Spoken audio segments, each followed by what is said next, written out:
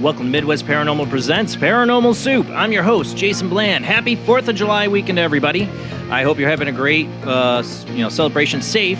I'm in Indiana, so if you're going to hear boom pops and loud noises behind me all night, probably.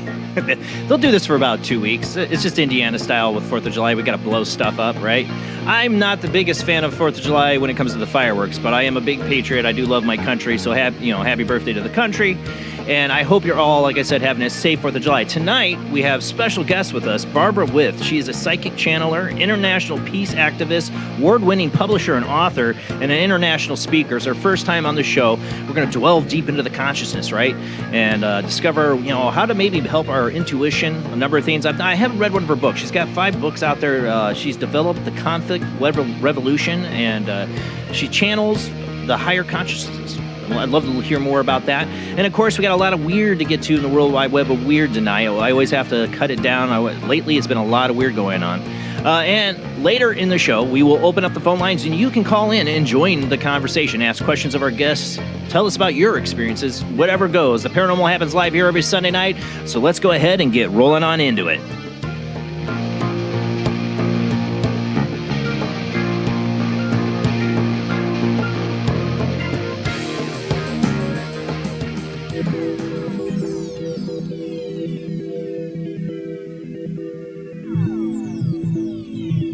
Welcome to another night of Paranormal Soup. As I said before, I'm your host, Jason Bland. Tonight's guest, Barbara With, will join us after the first commercial break, after our World Wide Web of Weird. Rob, don't think he's going to make it tonight right away. He's going to try to make it soon, but he's a great bassist and band aficionado. And 4th of July is a big band weekend, so I know he had a gig, and he's trying to make it back. So we'll see if we get Rob later. So I got to run the World Wide Web of Weird, so just bear with me. You know how bad I am at that. Joining me, as always, is my beautiful co-host, Jamie D. How you doing tonight, Jamie? Doing great, thank you. Happy 4th of July weekend, everybody that celebrates. And the rest of us that put our headphones on and hide from the loud noises. Countries, yeah. Hey, happy Canadian Day, right? They had that, yesterday? I don't know. Canada Day? Yeah. Yeah, I think they got theirs too. we're all celebrating. We should celebrate. Have fun. Enjoy your time with your family. Tomorrow I'm off with my family, so I'm going to enjoy my time with them. Go see the fireworks, even though I'm not a big fan of the fireworks. Neither is my wife, but the kids, they love it. Dean, actually, not so much either. It's really Liam. But we'll go anyways and see some fireworks tomorrow at a friend's house and have a good time. But we got a lot of weird to get to, so let's go ahead and roll into the World Wide Web of Weird.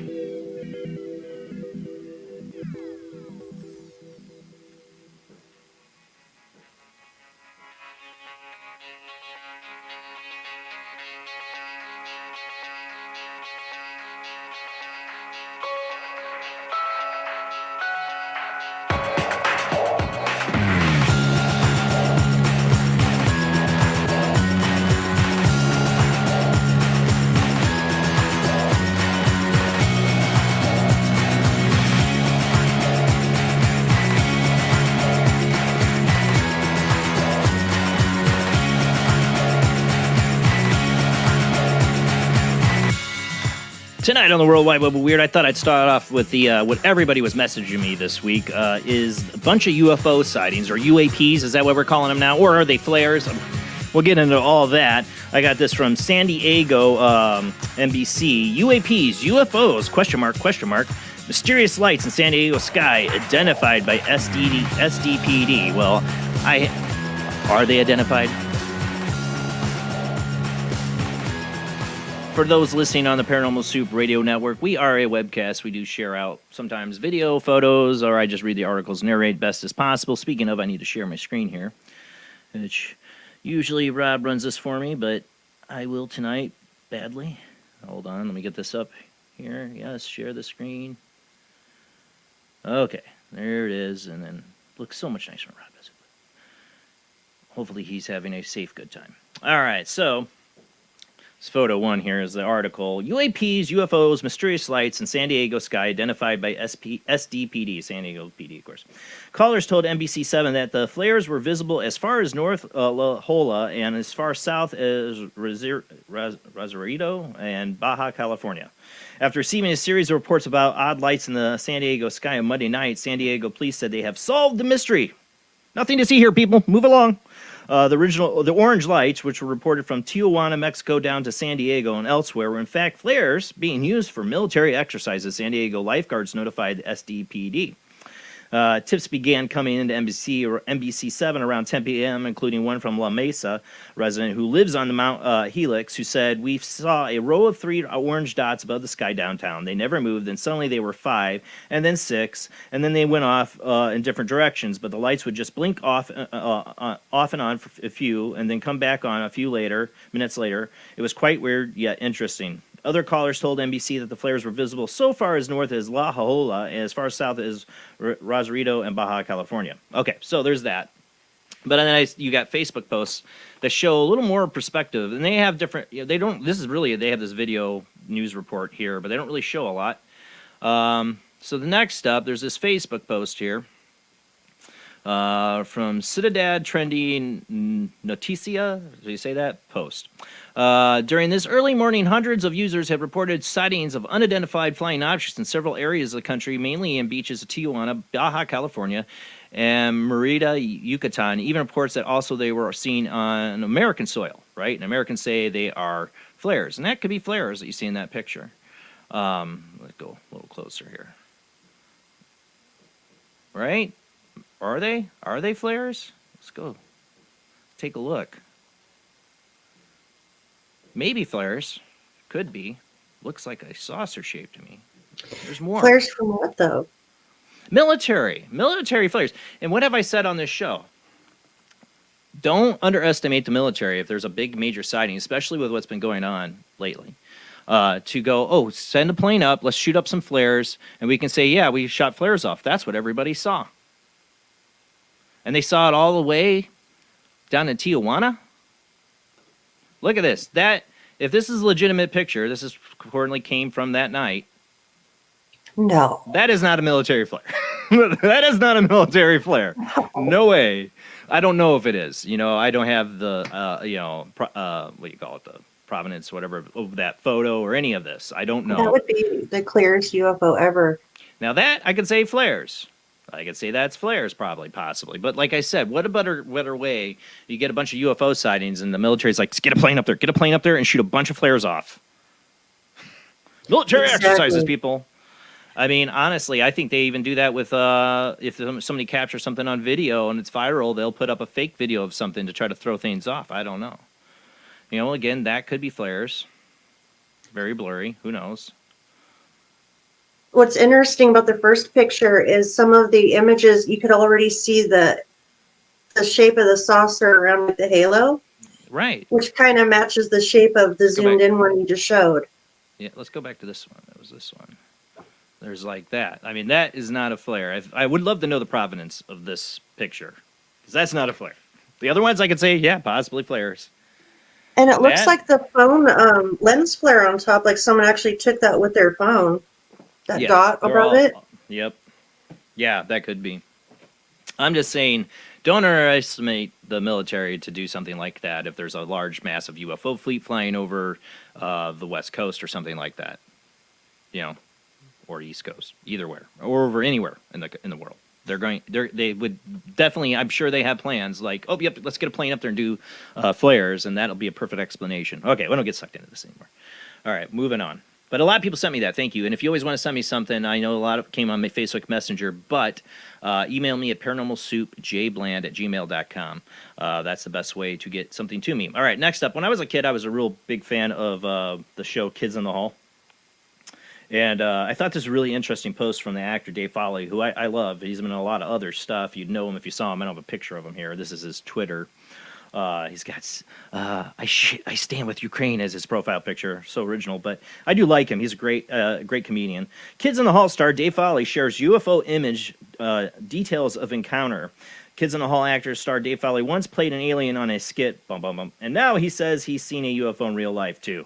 Foley tweeted a drawing of an object that he saw in the sky, and this is what he posted. After years of interest in the UFOs without ever seeing anything, I saw something. This is a drawing of what I saw. I was with a friend who I'll let decide if he wants to be attached to this. It moved silently at a great speed, hovered, and pulsated with light. And that's the drawing. It's not an actual picture of the UFO, but this is what he saw.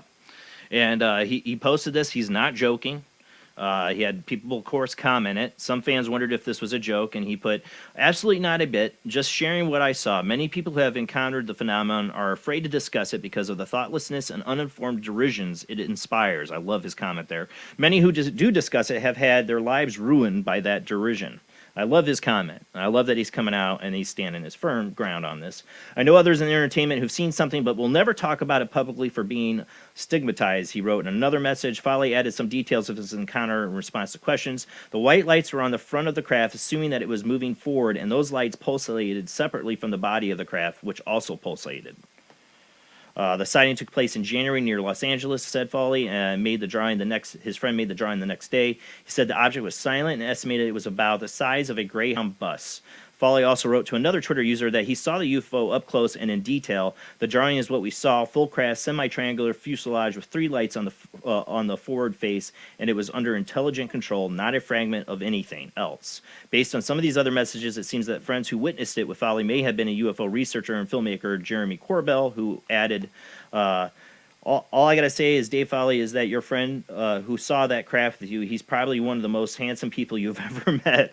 That, and for clarity, that craft was moving in the direction of 3 lights. So he was hanging out with Jeremy Corbell. Corbell definitely doesn't mind talking about it.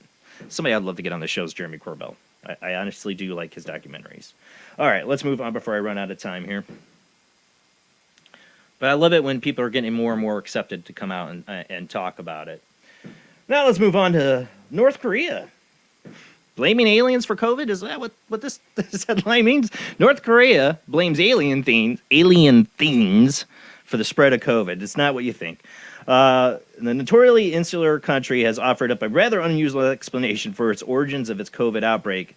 If there's one thing that we can expect from North Korea in all these years, it's less than honest appraisal of exactly how the coronavirus, which seemed to have mostly avoided the country for the majority of the pandemic, ended up spreading like wildfire in the recent months.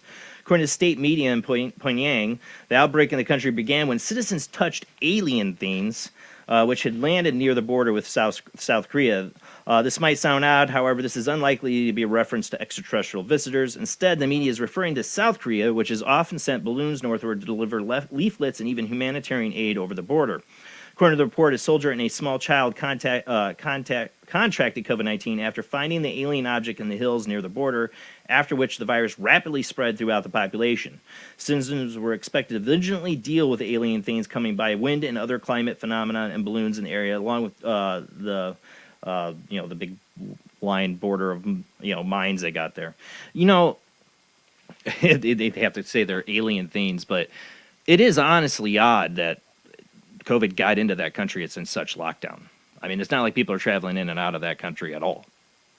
That's true. But I don't see how it could actually get on something and last in a air ride and survive and enough to infect somebody. I doubt. So I do know that there was a whole a big thing where they did send a whole bunch of the balloons over when this was happening a little bit before for aid. Yeah, because they can't to let them know what's going on, because they can't communicate. They don't have internet, so they give them warnings and messages by balloon. Yeah. Because it's not like their news media is going to tell them anything true. No, it's only his stuff is all they can watch. Yeah, because he's got Mm-hmm. Best buddy with Dennis Rodman. All right, let's move on. All right, I love the moon. And here's another one. It might not be so alien, or might be. I don't know. It doesn't sound like it from the article. Unidentified spacecraft debris found on the surface of the moon. NASA's Lunar Reconnaissance Orbiter has captured an image of a mysterious rocket part on the lunar surface. The debris, which appears circular in shape, has generated quite a bit of interest on social media recently, with some conspiracy theorists claiming that it is evidence of undocumented visits to the moon or even signs of intelligent extraterrestrials. Officially, the object in the photograph is believed to be a component from a man-made spacecraft. However, specifically which spacecraft and who it sent it continues to remain a genuine mystery. It was originally thought it was debris from the SpaceX launch. However, there's also a chance it could be from a spacecraft launched by China. We've talked about how much China is now going up to the moon, supposedly, and exploring it. NASA maintains that analysis of the crash site could help determine the origins of the debris. The double crater was unexpected and may indicate that the rocket body had a large mass at each end, the space agency wrote. Typically, a spent rocket had a mass concentrated on the motor end. The rest of the rocket stage mainly consists of empty fuel tanks or a fuel tank. Since the origin of the rocket body remains uncertain, the double nature of the crater may indicate its identity. There's going to be a war in space, I think. Everybody's going to be going to the moon once they discover how to mine it, bring it back, and use its resources. And we're not the only country talking about going back there. There's, China's talking about going there for the first time, like with manned mission. There's companies that want to do it. If we can mine helium-3 and use that for energy, it's going to be fight. It's going to be a fight over the moon. I think there's something more on the moon. I've talked about this on the show. I think, there's so much evidence that there's something more going on the moon, that it's one of the biggest mysteries, and it's right up there staring us down at the sky every night. And I want to see us go to the moon to get those answers. I don't know if we will. I don't know how they keep it secret if they do start going to the moon or doing large mining operations. There'll be corporations. They'll keep stuff secret. I don't know. If there's an alien presence there, I would think we're going to find out. Part of the theory is we never went back because they warned us off. And is that still going on? What's happening to China? Israel tried to send up a probe to the moon and it failed. China supposedly has it there, but then people are saying they are faking their moon rover footage, just like they say the Mars footage is all fake. I don't know what to believe. It's a land of illusion. But I do know that there's a definitely interest to get to the moon. I don't see why China would fake going there. They definitely have an interest. They want to go there, and who else knows goes there? What better platform to have like military strike capabilities from the moon? I'm sure we have world treaties against that stuff, but that's going to go all out the window eventually. Let's move on. All right, speaking of unidentified stuff here, this next one, let me get this up here. Where am I at? So our such honest Navy.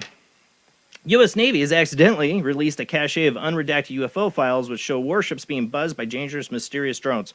There's a bunch of pictures. I'm not going to get time to show you all that tonight that are on this article from The Sun that got leaked with these documents.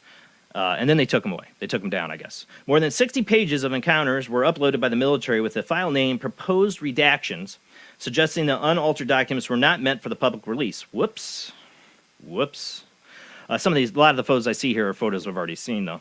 Names and contact details of those involved and remain in the documents, which appear to be boxed off and read and intended to be scrubbed from the file. And the documents reveal encounters with unknown drones flying over 6 warships from March to July 2019, something which has fueled the debate about UFOs in Washington, D.C.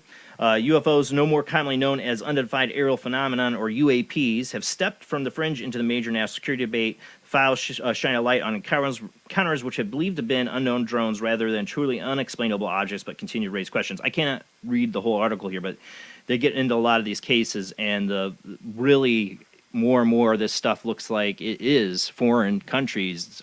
These are drones spying on our ships. If that's the case, what's going on with the fact that these ships have capabilities of defending themselves? And if you read this article, there's 500 feet passovers of these drones, close enough for these things to be shot down, but we don't. Why? We haven't even fired a shot at them, according to the hearings. We just let them go by. And in some, I mean, one of the encounters, it sounds like they even chased down to where there was a boat, like a whatever yacht somebody had, and they were flying the drone over it, but then they didn't approach the yacht or do anything about it. I mean, all that sounds suspicious. There's definitely encounters, though. We've had and talked on this show, stuff that's got released, like the big fiery balls of orange light that hovered over the ship and moved, and 100 witnesses on deck. I forgot what ship that was. That are probably unexplainable. We're not hearing about. But this is all what they're releasing now. I don't think this was accidentally leaked. Because if you look at all this stuff, they had the triangle footage in there, which I told you that's probably a drone, because it's just the iris of the night vision is a triangle, and it's being basically overloaded by the bright light being shined down from these drones. And if this is drones from military, then why are they not secret? I mean, they could turn the lights off on these things and fly them. But obviously they're buzzing the ships and doing stuff to harass our ships. Why? There's a lot of unanswered questions. And UFOs or not, I feel like our U.S. Navy has to be deeply concerned, because these things could carry weapons on them. They could carry bombs. If they're getting this close to the ships and they're not shooting them down, maybe these have been tests to see, they could take out a U.S. military with drone strikes, or Navy. I mean, on the ships. I don't know. I mean, what defenses do we have? But I also think there's a big alien thing going on here. I think the Navy wants to come out and talk about the drones and what's going on with foreign countries, and not the UFO thing, but they got mixed up into it. I don't think they really want to talk about UFOs. I think they want to give the presence that we're being open and honest about it, but they're going to use the drone thing to push a new military agenda or whatever. I don't know. A lot of suspiciousness. A lot of I don't trust. All right, we're going to run out of time here. Ooh, I'm going to run out of time quick. All right, so this next up, I don't know if I got Rob yet, because it'd be great to have him. Nope. Next up, I got a video here. Let me get it ready. I don't know if I can do audio on this one or not. I want to pause it, though. Pause it. All right. I don't know. I have to turn up my volume for this. So we got a Bigfoot video that's going around from a TikTok user that he captured earlier this year. And I've seen a lot of people talk about this. A creepy video captured by a man in Canada appears to show a pair of eerie figures stalking a deer in a forest, and some suspect the odd interlopers could have been Bigfoot. The strange scene was filmed earlier this year by Terrence Liano as he was doing a live demonstration of his throat singing technique, which, I mean, this guy's, he does not sound human. Really good at it, actually. At the start of the video, he acknowledges a deer has emerged from the nearby woods, and what he theorized was a creature looking for where the sound was coming from. As he was talking to the viewers moments earlier, Liano then begins throat singing, and the memorizing sound not only seems to draw the attention of the deer, but also appears to attract some rather unsettling, mysterious observers. All right, let me see if I get the volume up. I got to remember to turn it down, or we'll have echo. Here it is. Started talking, and I was confused. You'll see the thing moving out All right. there.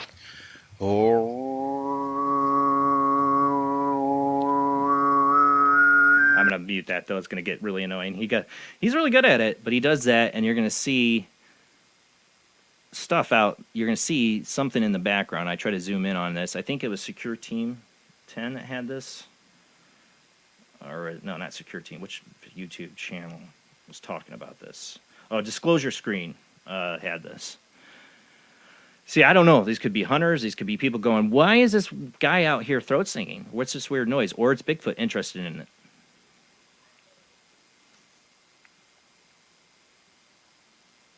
try to do a zoom in, but it so degrades. See how bad it gets. Kind of gets a little bit of focus, and you see somebody there. I don't know. Sorry to say. I don't think this guy, TikTok, you know me, I don't trust TikTok a lot, but I think that guy is honestly, I don't think it's staged. I have a feeling It looked like something because yeah, go ahead. I'm getting a feedback. That's because of that volume. It's down. Thank you. It first caught my eye when I first just glanced up before you pointed that out. It caught my eye as something, and it looks like it actually belongs to the video. Yeah, I mean, he was live streaming that when that was caught. They didn't notice it at the time. He's talking about the deer coming out because he thinks the deer are noticing him singing, but it's actually more than deer. Was it hunters or somebody? I don't know. I mean, or is it just the stage? TikTok has got, it's all about the clicks and views. People have motive. But this guy, if he's doing a throat singing channel, why would he throw something in like that? I don't know. All right, last up, because we're going to run out of time here. And, of course, I've warned you people. I've warned you people about this stuff coming. And here's an article from Unexplained Mysteries. Theirs is a shorter version, but it's still not even short enough for me to read the whole thing. It's from The Conversation originally where Unexplained Mysteries picked this up. But the question is it ethical to use human brain cells to make computer chips? How many times, and there's a whole article on Unexplained Mysteries, you can read about this, but the original is from The Conversation. And they go into actual companies right now, in development using brain cells, human brain cells, to make computer chips. Yeah. I mean, we're gonna get this. I'm sorry, Dave. From our phones. I'm afraid I can't do that. You know, poor Dave's out there. Yeah, and are we? There's a mad scientist in me that loves this stuff, like partly because I've thought about this when I was a kid, that we could use human brain cells to make super fast AI, because, I mean, what the brain can do, the computers and that cannot. This is the future. And they go through this scenario in this article about a company in the year 2030, and I think it's coming sooner than that, having a phone called Nero. And it battery lasts forever, and it can do all these calculations in trillions of bits of seconds or whatever. And it's all because of a human brain cell used in the microchip. Usually neurons. It is something they're going to do. I've been predicting for years on this show that they're going to use, genetics and, computer microchip software together to make a super AI. And then we're screwed. Then we're screwed. Mad scientists like me love it for the science fiction, but in the end, I think we're playing with fire, and we're going to develop the AI. That one guy still going on about Google's child AI, Lambda. It got a mentality of an 8-year-old with the genius of a 120 IQ, and that it's growing intelligence. I don't know how much of that's propaganda. I really don't think we have that yet until we get into quantum computing, but it's coming one way or the other. We're getting more and more down this rabbit hole with trying to create Skynet. But that's it for the World Wide Web of Weird. We got to go to commercial break, and that's not the right thing. That's right. We'll be back. And when we come back, we'll have our guest channeler, Barbara With. She's also a published award-winning author, a peace activist, and international speaker. We're going to have her on after this short commercial break. And later in the show, we will open up the phone line so you can call in and talk with our guests and share your experiences or thoughts when we come back from the short commercial break.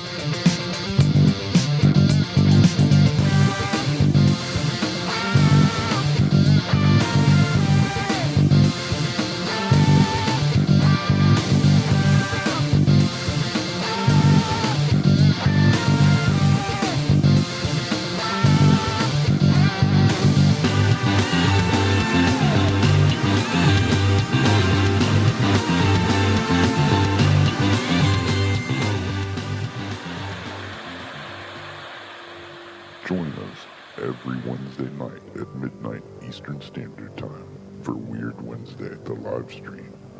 with your hosts, Jamie, the Living Dead Girl, and Rob, the Phantom, where we'll talk about all things paranormal, including zodiac, astrology, tarot card and oracle card readings, live ghost boxing and spirit communication, where we'll do voices from beyond the cold case files. So we hope you join us live on Facebook and YouTube every Wednesday night at midnight Eastern Standard Time. We hope to see you there. Bye-bye.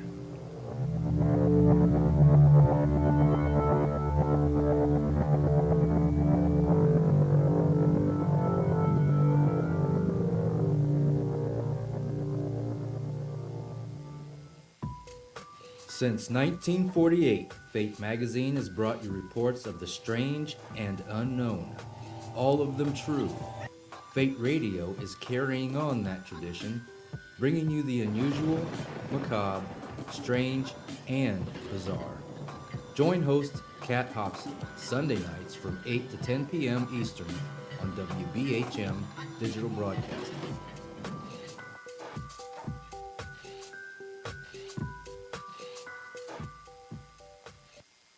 Of the second kind, physical evidence of a UFO. Close encounters of the third kind, contact. From Steven Spielberg, the director of Jaws, comes one of the most ambitious and unusual films ever made. And what you will see has never been seen before. It's a cosmic mystery crossing what many scientists believe will be the next threshold of human experience. It is called Close Encounters of the Third Kind. It begins in an Indiana town and leads to one inescapable conclusion. We are not alone.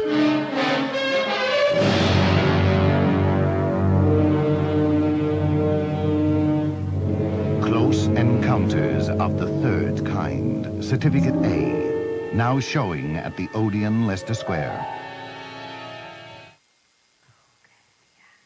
The international chart-topping, Haunted Horror of Haverfordwest has been described as terrifyingly real, a must-read, shocking and chilling brilliance, genuinely worrying, utterly frightening.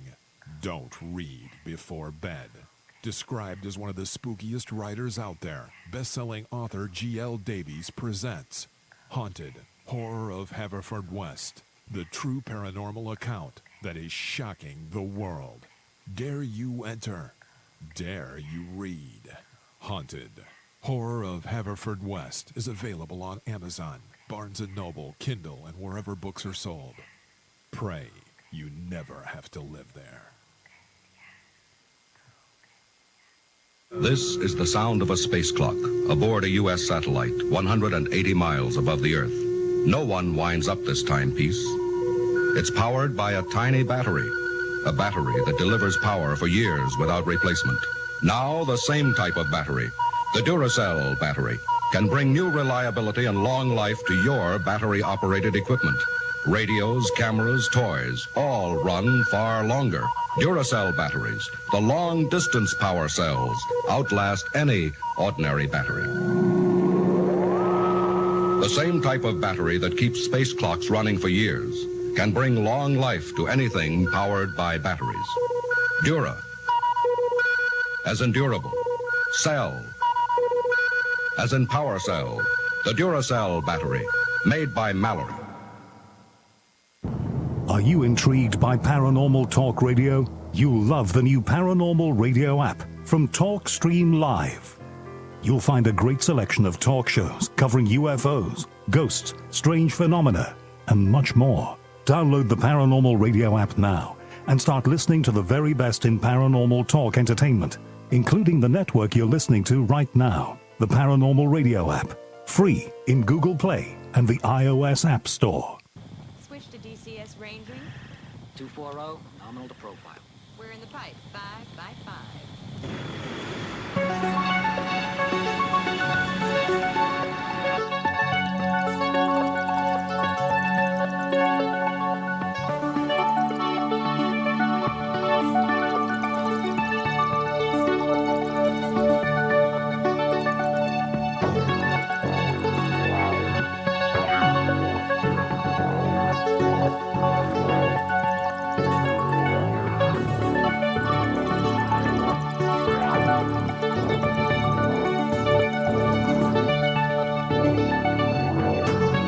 Tonight on Paranormal Soup, our guest is Barbara With. Barbara With grew up in Minneapolis, Minnesota, and currently resides in northern Wisconsin. She's an international peace activist, award-winning author, publisher, psychic channel, award-winning composer and performer, workshop facilitator, and international speaker. Her website is www.barbarawith.com. Barbara has authored 5 books on metaphysics, including Einstein, Manifestations, Conflict, Revolution, and the New Operating System. Winner of the 2016 Best Book Awards of the New Age, and finalist in 2017 Book Excellence Awards of Body, Mind, Spirit, Imagining Einstein's essay on M-theory, world peace, and the science of compassion, 2007. Winner National Best Books 2007 Award for Fiction and Literature, New Age Fiction, and 2007 Indie Excellence Books Award of New Age Fiction. Party of 12, The Afterlife Interviews, winner of the 2008 Beach Book Awards of Spirituality, Party of 12 Posts, and Diaries of a Psychic Sorority, Talking with the Angels from 1997 to 2019. Finalist in the 2019 Book of Excellence and Awards of Spirituality. From her research and development of Einstein materials, Barbara has co-created Conflict Revolution, a revolutionary process to resolve conflict first within self, as per the maps of the human consciousness and a unified field theory she channeled.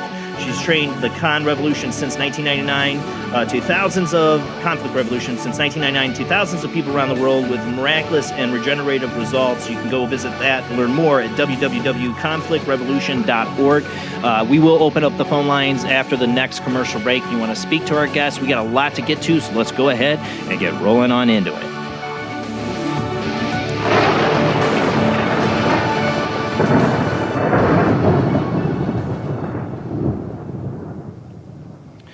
Now, we have Barbara on StreamYard audio only tonight. I believe we're going to add her now, make sure she sounds great on sound check. How you doing tonight, Barbara? Good. How you guys doing? Doing good. You having a happy 4th of July weekend? I am. Yeah. I love my country. I just can't stand the fireworks. It drives me nuts. I know. So I'm here with you tonight. Yep.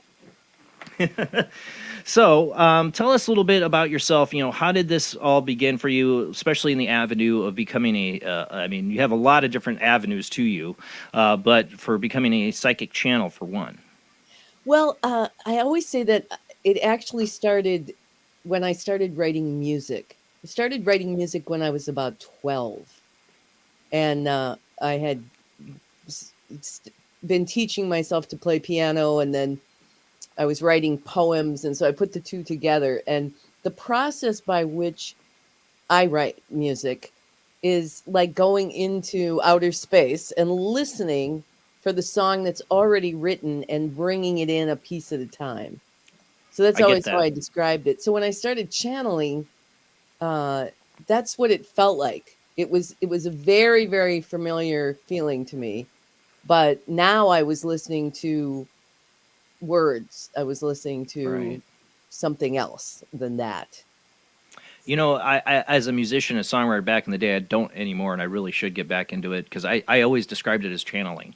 I would tell my bandmates, like, where are you coming up with the lyrics? I'd go, I call it speaking in tongues, because Exactly. I'm literally the song calls to me to what to sing, to what to say, and I'd go back, not really, I'd be like, really isn't much deep thought in these lyrics, but I go back and read the lyrics, I'm like, God, that kind of predicted stuff later in my life. In a way, the lyrics, you know, and stuff that it's like, it just came out of me, but really it's talking about stuff. If I look deeply at it, I'm like, I didn't think deeply about it, but it really, I could really tie it to things in my life. Yeah, absolutely. Now, for me, when I started writing so young, I was writing these songs that were far, far beyond what I knew as a 16-year-old. Right. They were kind of gothic, these darker songs, and later on, when I looked back on it, I thought I was obviously tapping into some other part of me than just that young teenager who knew very little. Really. Exactly. Like, there's no way that came from me, but I would think, like the songs I would write, it just by the melody to the lyrics to the whole thing. It's just like, it just comes out. It's like Stephen King, when he would talk about in his book and writing, he says his stories were like digging up a fossil. The story's already there. You just got to take a fine brush to it. I'm like, that's much the way it is. I felt like with songs, that the music's already written. It's there somewhere. You're just figuring it out or piecing it together.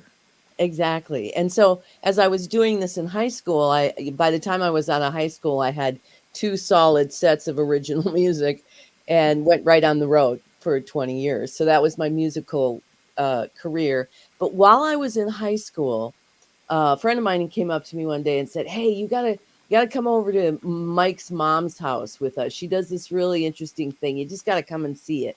And we didn't call it channeling back then. We didn't call it readings. We kind of just said went to see Mike's mom.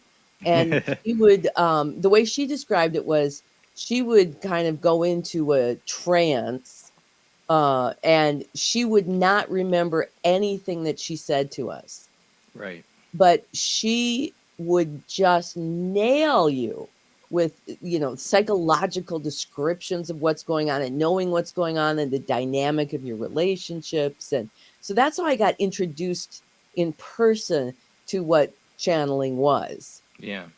So by the time that I ended up, mine started with automatic writing. So I was writing a letter to somebody. I was actually writing a letter trying to tell my friend how bad it was to make judgments. And suddenly it's as if my hands got taken over independently, and I was watching myself type, and I was watching and reading the words without thinking that that's what like songwriting. You're disconnected. You're Yeah. disconnected from it. It's coming out of you, but you're not even thinking about what you're typing. Right. And it's this different feeling within. And it was telling me all kinds of things about my life and the things that I thought when I was growing up that then turned out not to be true, and why my work was still so important. Because I had felt like, my big dream was to be a rock star. From the time I was 6 years I had old. that dream too.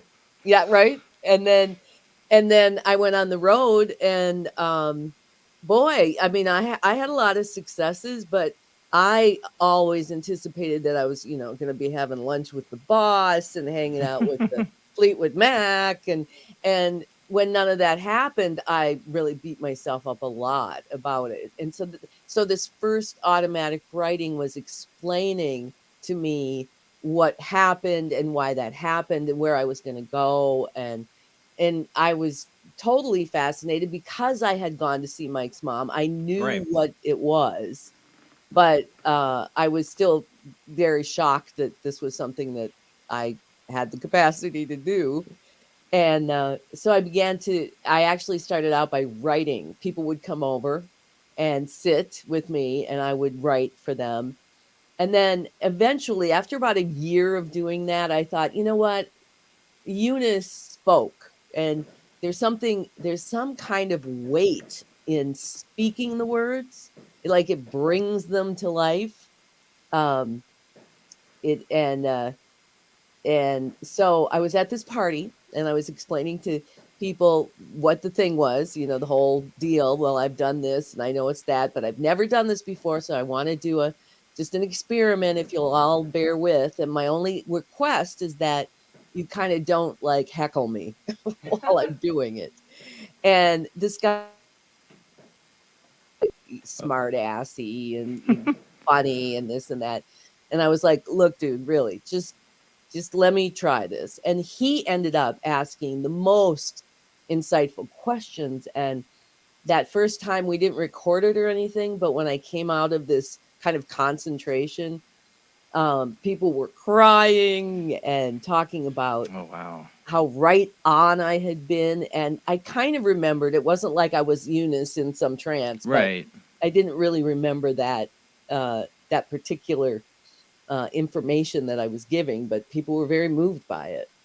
Well, that always, when my first introduction to what I guess channeling was when I was a kid, and I found my mom had this old paperback book of the Sleeping Prophet, Edgar Casey. Mm-hmm. And I read that thing book so fast. I was so fascinated by that and tried to find out more about him. This is really internet days, So it's like just trying to find any book or a reference to him, and then I see documentaries and stuff that cover it lightly and all that stuff. And I was always fascinated that idea he would go into that trance, and something else came through and gave incredible information to people, and he had no memory of it. I mean, he was a Kentucky boy Christian, he was a lot of stuff way out of the Christian perspective, but came through him, and in a time and era when this was not socially acceptable behavior for people. So to me, I've always felt that it could be something real. I've had instances in my life where I would, like, I've spoken a dead person's name. I shouldn't know their name. I was holding a photo. I knew it and just came out of me, first and last name. Things like this, I feel like we tap into something, or we're being communicated with from something, a spirit. Your instance of, like, when you were a teenager going over to this channel's house, do you think you would still have had this journey or this experience if you hadn't been first introduced in that way? Because I always wonder if there's, like, you going to that, there's other spirits there go, ooh, she's open, we can communicate with her, and from there on they started trying to help you. Well, and in looking back in that way on my whole, I don't want to call it a career, it's more like an artistry, I don't know how to call it. Right. I do believe the way that it's turned out, now that it's 35 years later from the first time that I began to channel, it was absolutely planned. I absolutely believe that. I didn't know it at the time. And a lot of how it's transpired and fallen out for me, it's taken a long time to kind of come to understand it. And like you were talking about, you could pick up the photo and have the full name. There's a very specific area that I excel at, and it's not that. So that's psychometry, and I've only done it that one time. I don't know if that's my, it's just a fluke thing that happened. I've had other experiences that are all very fluky. Like I'm not a trained psychic. I'm not a psychic. I just had experiences, but they teach me that these things are real. Yes. That these people have these abilities. That's why I believe they're gifts to show me, hey, this is real. Yes. Well, and so I think that was a huge influence going to see Eunice, but also what was big for me was Seth Speaks. You remember Jane Roberts, right? Yes. And she did when she was channeling Seth, there was a lot of that a scientific kind of channeling. Edgar Casey was fierce when it came to knowing medical. Oh right? My God, yeah. So the guy, he channeled himself to death, really. He did. Yeah. And so Jane Roberts had a lot more information just about the nature of reality and the nature of personality. And those things I really ate up too. So I learned a lot in that. But I started channeling in 1987, and I started out by giving 2 sessions to 2 of my friends and said, if it's meaningful to you, feel free to refer people to me. I think I charged $25 in the beginning to give a reading. And I started building a clientele, which kind of surprised me, but people would come. They'd come at the time, we had, when I first started getting readings from Eunice, you had to bring somebody to take notes. But by the time I started channeling, they had those little cassette players. Right. So people would come over. I would close my eyes and channel and record. They'd leave, come back in 6 months. And then I started thinking I wanted to do a group, right? I wanted to, what would they, because the reference was always to we. Yeah. But Eunice told me, how Eunice explained what it was there was no other outside force. She was not channeling angels or channeling any entities. She was like a antenna. That's how she described it. Yeah. And she was picking up the higher power of the people who were sitting before her, talking back to their human minds. And that's always how she described it. Like the higher consciousness. Yes. So she's talking to herself, but it's like her higher self. Well, she's talking to your higher self if she's reading for you. Right. Gotcha. And yeah, so fascinating. I guess that sort of is outside of her. Yeah, no. But there was never any other entity. And that's how I felt about it too when I was channeling.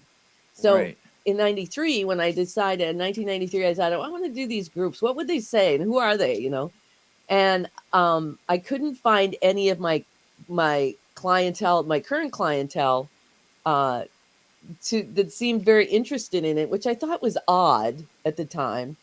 But then a woman showed up at my door, Teresa McMillan, just a referral, and she sent a bunch of other women, And then she sent her best friend Kim, and they started coming for readings, and they started to call me and want to talk about what the readings meant. That was something no one had ever done before. And so we started to get in these incredible conversations about it. She had even transcribed her reading.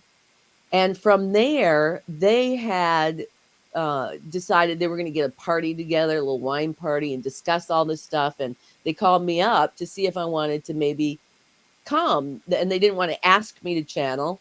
But I was like, I've been trying to do a group.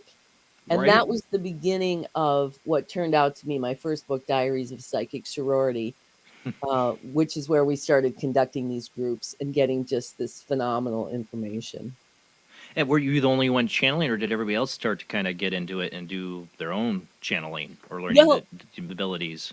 they in the beginning channeling, actually before we did the group, Yeah.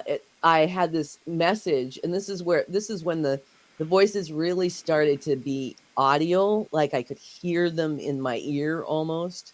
Does And it they sound like said, your own inner voice, or are they like a real, particularly distinct, different voice that it's a you're very hearing? distinct different voice. Okay. It almost had what later on I discovered was a Yiddish accent. It had this Oh, very strange cadence to it, but I was told, you are going to teach them to channel. And I actually argued and said, oh, well, first of all, I don't think so, because I'm not a teacher. And why would I want to teach them to channel? And they said, because you have a mission that you're going on. Now, in that moment, what do you think? Oh, okay, a mission. You kind of, you like to imagine that you have this important mission in life. But now, all these years later, it blows my mind that those things were said, and then what happened to us. And we're still on it. We're still on the case. And so they did begin to sort of channel. Kim actually did some automatic writing, and Teresa did a little bit of things, but mostly it was to support my growth as a channel, I think. Uh, and so I was the main voice. right. Well, I find it interesting, like group experimentation and be able to channel or that. I've heard. I remember I was a big fan of Art Bell. He always would say, don't trust channeling or all that. It's not that he was against it or anything like that, but he just had a little. I can see general people when they see somebody who channels go, oh, it's just their imagination, or they're just making this stuff up, or the criticisms. Yep.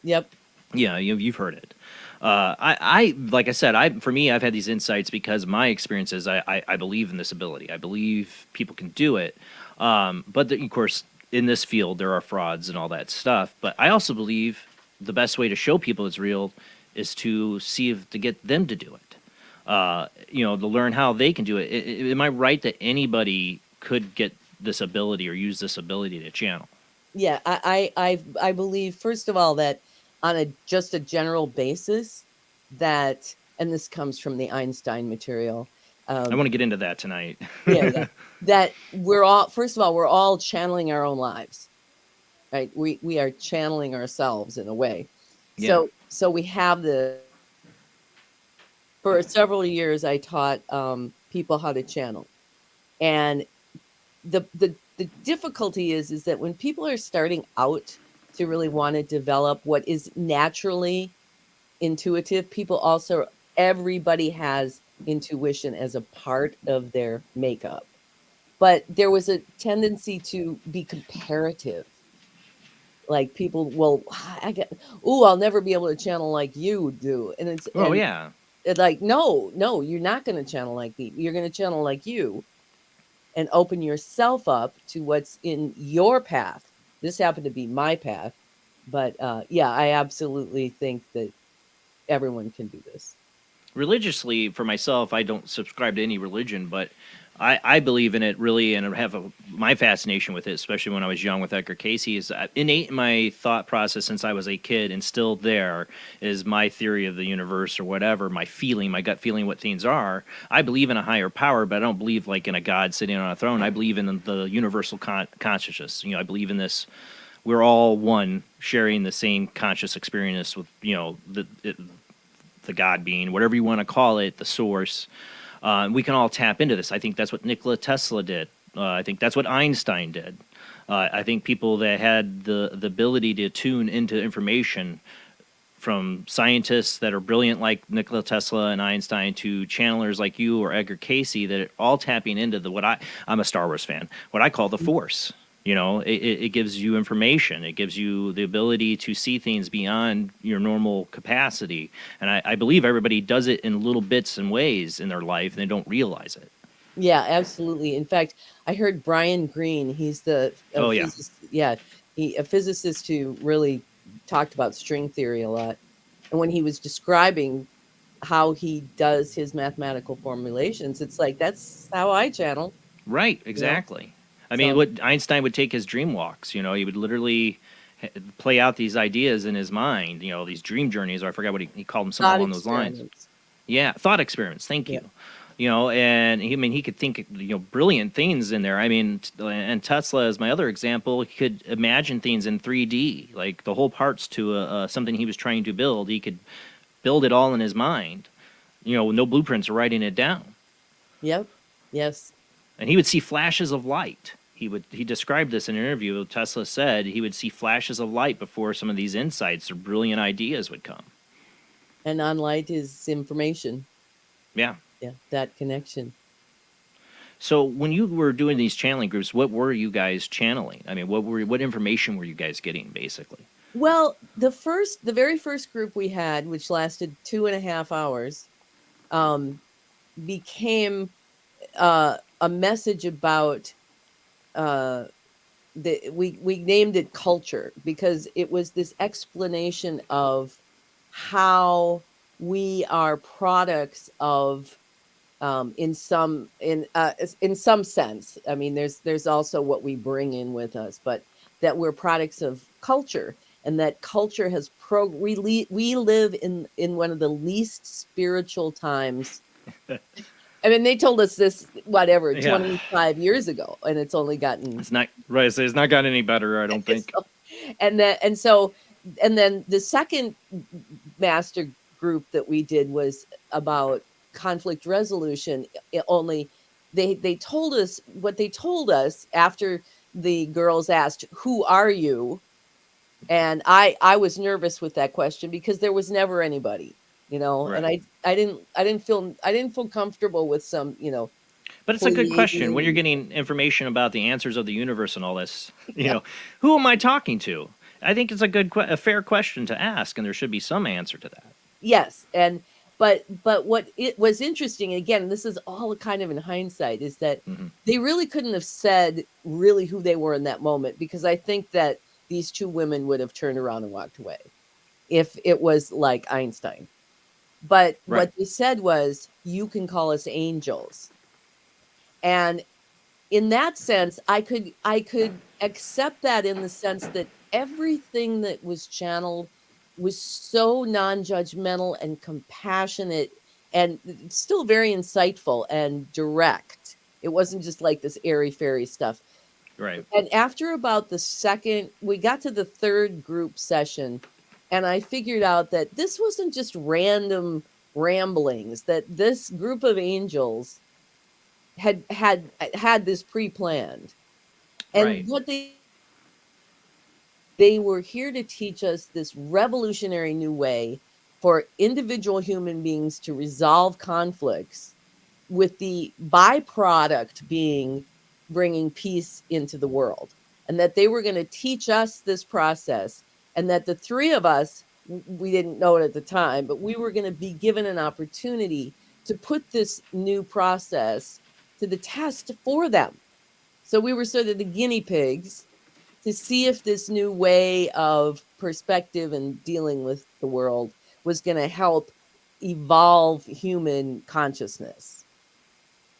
So so it was culture and then conflict resolution, which the very basis of this was if you are involved in a conflict and you are emotionally engaged, emotionally triggered, then the root of that is within you. And that was revolutionary to me because I had anger issues and Right. I would, victimization, blah, blah, blah. And I was like, my head snapped around. I went, what? This is rooted in me. How does this work? And so they subsequently went on in the next groups. And plus we were doing triad readings with the three of us to figure this out. And we eventually, the three of us, had our first fight. Ooh. And in that, uh, conflict that came up, we had decided to meet at my house one day and sort of try to work through it. And we were trying to the old way, of you did this and you did that and you said this. And finally I said, wait a minute, we just channeled conflict resolution. Let's go get that and read it and see what it says and see if we can use it. And sure enough, when I started reading it, and it said, if you the root is within you, if you're emotionally engaged. And as we worked it together, we kind of had all three of us had this kind of, we called it a satori moment, this aha moment of, oh my gosh. And then within the shift, suddenly I was able to sit down and go, okay, here's my part. I should have blah. And she was able to say, oh, yep. And I should have blah, blah, blah. So these, again, this is just the infinitesimal stages of our beginning growth process of knowing what was going on. And this was all leading to eventually down the road where we developed what we call conflict revolution. And then later added the maps of human consciousness and the unified field theory to it. And it became, now it's this training program that I've trained all over the world and very exciting. But back then, these are just the inception stages of what we were doing. Now, you kind of hinted to a little bit about who you were channeling. What did it ultimately come down to? Is the three angels that you were channeling in this group that came up with the conflict revolution? Well, we called them angels, and I was a little, uncomfortable with that, but it was okay. But people would always say, oh, you channel angels, but this is all about conflict.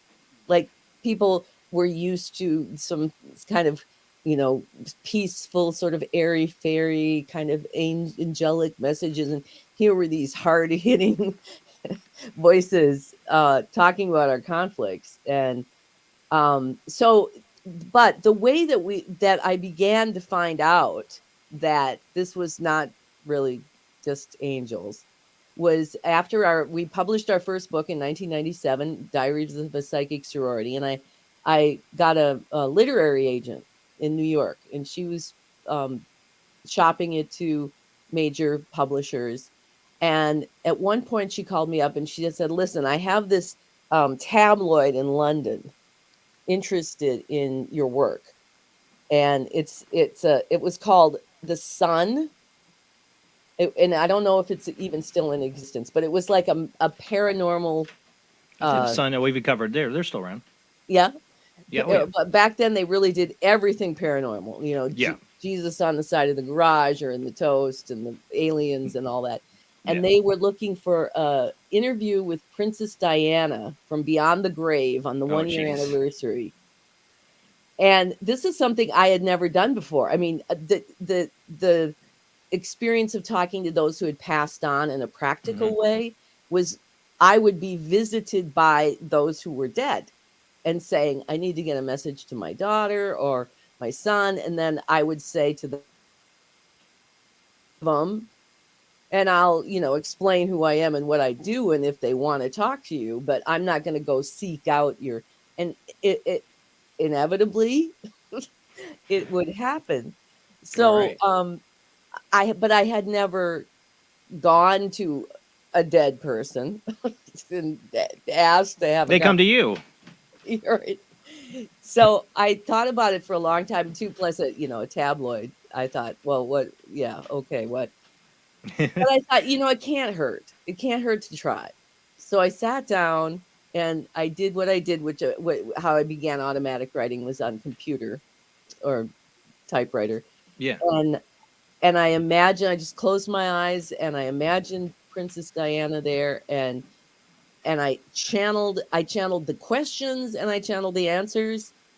Quick, I printed it out, I grabbed it, I went to the beach, I thought I'll read this. And when I got there and read it, I wept. I could hear her voice in my ear speaking, and the messages were so intricate and detailed about what was happening that night of her death, and what was happening between her and Dodie, the emotional dynamic that was going on, and what was going on with her in afterlife, and on and on. And so the tabloid flew me out to New York. I spent 5 hours with these people and drinking copious amounts of good champagne by the end of the night. And they were asking me all these questions about Princess Anne and how do you know this? And I just, they'd ask me a question about Princess Anne. I'd close my eyes and just ramble off something I didn't even know, if it was. And they go, how do you know that? I say, well, because I'm psychic, I guess. But in the end, they did not want the interview. And I think it was because they were looking for some dirt on Camilla, probably, and dirt on Charles, and or the royal family altogether. Yeah, and she was not about that. Her whole message was about peace, and that was her message anyway. She was a peace. But she was a humanitarian. That would make sense. Yeah, and so with that rejection, my agent and I sat down, and she said, well, maybe there's more dead people that want to talk. So we made this big list, and in my head I would, it'd be like Elvis. He's like, no, I'm getting in too much trouble already. Or Mother Teresa, she was sleeping, and Gandhi had said enough. And so the next person was Nicole Brown Simpson. Oh, geez.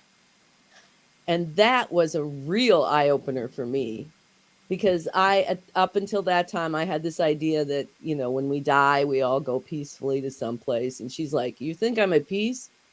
Right. Watching my children being raised by the guy who killed me? And, right. Yeah. So. And get to come out with a book basically saying he did it? Right. That soul's not at rest. Yeah. Sure. Yeah.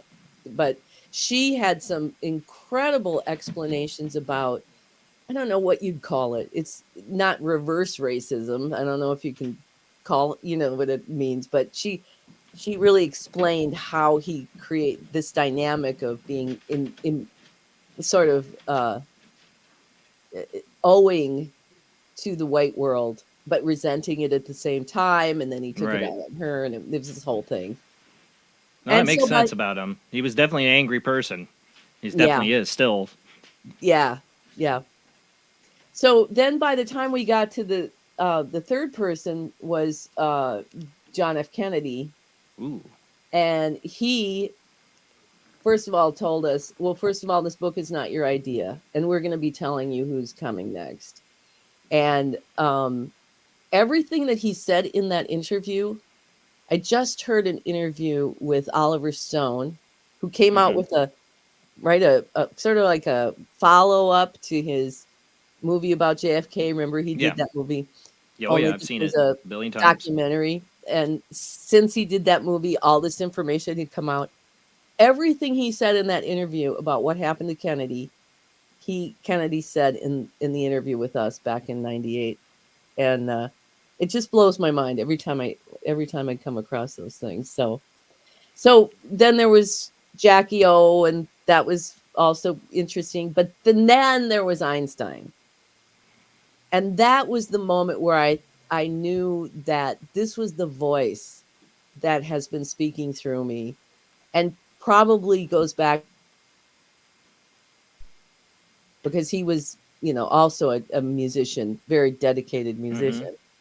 But when he talked about, all kinds of things that we talked about, autism and ADHD, and I can't think offhand right now, but I knew that was the voice that had been with me for a long time. So this was my next book, Party of 12, The Afterlife Interviews. And that's when we began to kind of shift away from the angels and but I was still a little bit hesitant about coming out to say, hey, I channel Einstein, because the progression of it wasn't like I started out to want to channel Einstein. It's like suddenly, what? I'm talking to these people now? This is even wackier than angels. Well, in life, he was, it seems like he had a breakthrough at some point in his life, because, I mean, I'm not saying he wasn't brilliant throughout his life, he was, but he lived kind of a mediocre life. His wife actually was pretty smart herself, and it seems at some point his brain went into hyperdrive, and he was producing a lot in the scientific community that was never even contemplated, hardly. Yeah, he had his 1905, his miracle year, when he came out with all those 5 theorems that changed the world. But yeah, he didn't speak, I think, for a very long time when he was a kid, and failed miserably in school. But a lot of that having to do with because he didn't fit in, and he didn't want to fit in. But he was in the patent office when he came up with E equals MC squared. And that was a lot too, because he had 2 associates, 2 other scientist associates that he worked with there, and they would talk and have these thought imaginations and debate, and it was through a lot of that a lot of his ideas came out. Yeah, I mean, like I said, his wife even too was involved in a lot of it, and he had other brilliant minds around him. But in this, like a sense, the thought experiments he would do and the way he lived his life, he was very recluse. he didn't have great hygiene, and he would forget to eat and all kinds of things. He was living in another mental state half the time, I think, when he got to a certain point in his life. And that's when he had a breakthrough. And I've always wondered, like I said earlier in the show, him and Tesla and Edison, all these people, these guys that come up with these breakthrough things are tapping into this universal consciousness. This is the time for these technologies and ideas to develop. Yeah, absolutely. And after he identified himself and became well, he wasn't like a regular part of the channeling. I still was talking to the angels as far as I was concerned. But after 9/11 is when I decided to kind of come out of the closet, and I did my first big group channel with declaring now that I was going to channel the party. So I did this group with there was about 25 or 30 people, and it was just fascinating. I was fascinated by it. And after we published that book, it was in 2005, I decided, I should just do a little volume of just Einstein. So I did a series of probably about 8 different groups in different settings. And then I took all of that work, I transcribed it, and then I edited it. And it was in that process that we began to shift over to talking more of a scientific basis. And what was so brilliant, there's so many brilliant things that came out of that, but the brilliant thing, because I didn't grow up as a science freak, right? I failed out of science, I failed out of math, but the basic concept that still blows me away today, and we use, is that you're talking about the source or God or whatever you want to call it. He defined compassion in a scientific, quantifiable way, and says that compassion is actually the 5th fundamental force of the universe.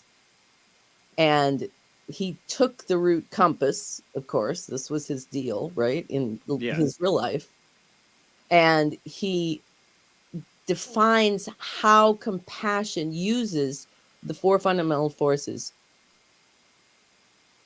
of the physical world one step at a time. And from this work of editing. I would be editing these transcripts, and he would say, I'd hear him say, Google black holes, and so I would do that, and I know nothing. Einstein knows about Google. I mean, I'm sure he's watching, right? He's watching through me, and so then I would Google black holes, and he would say, take these terms and put them here.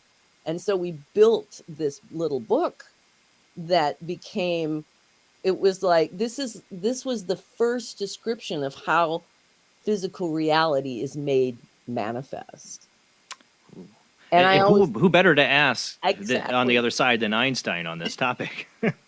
Well, and my thing is always, who but Einstein would die, figure out the deeper reality, and then figure out how to communicate to somebody to explain why he's still available, right? He's proving the existence of afterlife, but more than that, he describes how matter is manifest. And go ahead. In life, he didn't seem like he was a complete atheist, like a lot of physicists and scientists would be. He would make references to God and higher forces or things we don't understand. He was open-minded. I would love to know what it's like when Einstein did pass over, and like, what's the first thing he did, or asked, Yeah. Well, in the beginning of Imagining Einstein, he talks about how when you lose your body, because if energy equals mass times the speed of light squared, then if you remove the mass, you increase the energy. So it was like being shot out of a nano rocket. And the first thing he says, and actually the first thing a lot of people say, is the incredible order of the universe, that there's this just mind-boggling order that brought a lot of things to life that he couldn't see, before he died. Did he give you, I mean, so the insights, and we can get into this when we're going to go to commercial break in about 10 minutes, but, and we'll open up the phone lines. But did he give you, when you talk about these insights and learning about what are we talking about, what reality is, what the human soul is, our existence here in this reality, I mean, past lives, is it like the whole ball of wax? I mean, answer is 42, like I'm saying, like, what there's a lot of questions I'd have for Einstein on the other side. I'd have a lot of questions. I don't know how, he'd probably, all right, shut up, kid, like, shush, we go shush, because I wouldn't stop. I would have questions after questions. And I like I said, if there was somebody I could talk to on the other side, Einstein'd be at the top of the list. Yeah. Of anybody who could try to explain the craziness of this reality, of our existence, and the big questions, about the source or God. The reason the compassion thing, I really, really believe. My experience of when I really became a believer in a higher power was I was 17, and it was really 18 when it ended, but I was attacked by a malevolent entity, something dark. I don't like to quantify it as a demon or anything like that. But this thing lifted me off my bed and threw me down. I mean, and at a moment of panic or whatever, I finally said, God, help me, in my mind. I was screaming it in my mind, God, please, I'm sorry, help me. And I was saved in that instance, and I felt this incredible, deep love. And it as best as when I feel compassion for somebody else is the closest tidbit of description to it, or when I feel love for my child. And the only other time I felt that deep of that feeling, it's an immense feeling. I mean, it's beyond anything I could reproduce in myself at any moment. Was when I saw my son before he was born. I actually saw a 10-year-old version of him. He's 6 now, translucent and all that. Middle of the day, walk into my parents' living room, and I couldn't move. I wasn't scared. I was filled with that same feeling again that when I was saved. And I call it the force or God or whatever you want to say, but I feel it's that feeling, that immense love and it's compassion, because the feeling tells you in that feeling, there's no words, but in that feeling that you're never alone. I'm always there with you. Whatever this is, this love, I have your back.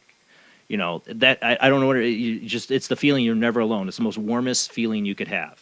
And I've experienced that twice in my life. Well, and what's interesting about his definition of compassion as the fifth fundamental force is that he takes So what compassion does is out of nothing, this miraculous, mysterious M theory, out of nothing, compassion impels energy to step out of the void and into the source and create a circular domain, much like a compass, the compass that draws circles, right? So it impels energy to operate like that. And then like a compass, to true north, it aligns this electromagnetic particle to the earth so that we're all on the same page. We're all on the same map. We all have the same coordinates. And then the third thing it does is it instills us with that innate knowledge that what you just said, that all of us are just one being. Right. So at our root, compassion creates our ability to eventually be human on these maps as we go from the source up to the lens. And but that installation of the innate knowledge that we are one body with each other, I think that is what people experience as God. Yeah, that's my inner thoughts on it as long back as I can remember is some along those lines, and it was confirmed to me in the instances of I described to you, that feeling like touch, really encompass it, feeling what it is in those moments. It made me, the more spiritual person I am, I am not an atheist. I say I'm agnostic, but I like to say I'm spiritual agnostic. I question everything, but I believe in a higher power. I've experienced it. I've felt it. I know it's there. And that's why I do this show, is to share and learn about the nature of our own reality and these things that we look away from all the time. And a lot of us, like me and you and the people watching this show or listening, have these experiences that society and conformity kind of tell us are, oh, that's hooey-pooey, that's nothing, But we need to talk and share these experiences, because I think the world would be a lot better off place, especially with the message that you're giving, if we could all be a little bit more compassionate. I think evil is the lack of compassion. I think that's what makes a serial killer. They have no compassion for anything, for anyone. And that's what makes them truly evil. I've always been fascinated by the dark side in a sense, because I've always felt like I am very compassionate towards other people, or what do you want to call it? I feel other people's emotions very well, or can put myself in other people's shoes. Well, evil does not do that. Evil wants to control and rule and overpower and has no feelings for anything. And if we could change, I want to get more into your conflict revolution, but to me, if we could change one thing in the world or teach to everybody, is just try to put yourself in somebody else's shoes. Get over yourself a little bit. I've had to tell myself that several times in my life. Get over yourself. You don't know what that person's been through. If we could all do that, the world, I think, would be 100% better than it is now. Yeah, and one of the basic elements of conflict resolution is the process in which we use the mirror, because we are all just fractals of the one source.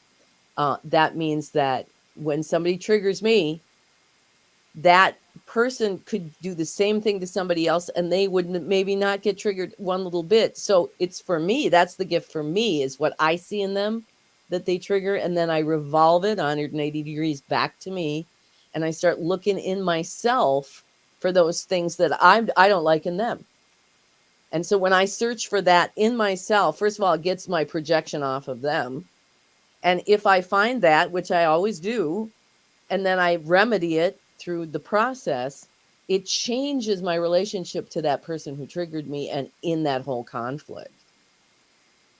It's easier said than done for a lot of people. Oh, it's a terribly hard bit of work, yeah. but the rewards of it are so phenomenal, and you get addicted to that self-love and that peacemaking that there's no other way I can live anymore. Well, one of the characters, I'm a big sci-fi fan. Star Wars, I love the Force. The other character, Star Trek, is Spock.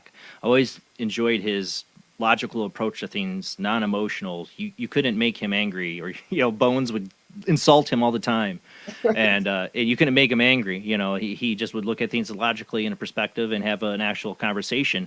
And I I respect that. I can't say I lived to that. I try to, I try to look past, not let my emotions control me, but I'm human and they do. But I will step away from a conversation, argument I have, and really regret the way I felt. I'll really regret how I talk to somebody sometimes, because it's like, this is my issue, something Right. I'm dealing with. We're human. We all make mistakes, and I feel like we're in this learning process. We haven't got, there's a lot of deep topics here, but for like Einstein, he's coming through. But I'm a believer because I've had experiences in reincarnation. Does this play a lot at all into the discussion at all? Reincarnation? Oh, absolutely. And in fact, when I used to travel a lot, I haven't done it for a while. COVID kind of put a damper on things, but Yeah. I would teach these workshops, and I would begin by basically channeling the maps of human consciousness and the unified field theory that came through. And so it would be a step-by-step take, going from nothing into creating the whole universe, which then kind of laid the groundwork for why conflict revolution worked, why it works. And people, honestly, when you break it down, we use 3 human dimensions, we call them: emotion, intuition, and intellect. And when we break down a conflict and we sort out those 3 things, so we have your intellectual message, we have the intuitive message, and then we have the emotional content, there's really only about 3 conflicts in the whole world for everybody. And it's amazing when you have a workshop, 25 people, I've got giant Post-it notes, and we're sorting out these 3 dimensions, and you go through everybody's emotional content. It's almost always the same. You go through everyone's intellectual content. There's only a couple messages of conflict. Parboil it down, what you think that person did to you. Well, they didn't respect me. They didn't treat me right. And so when you get down to that rudimental level and you change on that level, now you're changing the projection of your whole entire being. And the higher power part of it kind of becomes, it's all of us together, but it's like the whole entire operating system of who I am, not just the human. Right. And then what we call them is, they're not past lives, they're concurrent. So here in this life, you have a particular DNA in a particular space-time. At the root, in the source, in the center of the earth, which is where the source is, out of your compilation of consciousness, right, that's surrounding all the math of who you are right there sitting in the chair, there's another thread that runs to a different space-time with a different DNA space-time body. See, I wondered this. Yeah. So they're concurrent, right? They're Right. not past. Maybe that space-time body is in Italy in 1600, and this one's in wherever you are in, July of 2022, connected at the source in the compilation in that timeless place. So they're running at the same time, but you're having different experiences in different time periods. Deep thoughts. We got to go to commercial break, so we're going to hang on that. We're going to come back probably on that subject a little bit more and talk about, I'd like to get into, how people can better tap into their intuitive side. I've been checking out your YouTube channel, and you have had a number of discussions about how to tap your intuitive side. I actually tuned into one that I'm like, oh, this is talking about, should I decide if I get a new job? You just mentioned that, and that's kind of like what I'm going through. And like trying to decide, is my intuitiveness or my intellectualness arguing with each other here? And I know I have people that, have intuitive abilities. Everybody does, but how do you tap into that better? I'd love to get into that conversation when we come back from commercial break. All right. That's it. So we'll be back after the short commercial break and open up the phone lines. Call in, ask Barbara a question, or share your own experiences. What do you think, is the source? Or do you channel? I know some of you guys have abilities. Some of you astral travel. Some of you might be channelers. Join the conversation tonight when we come back from the short commercial break.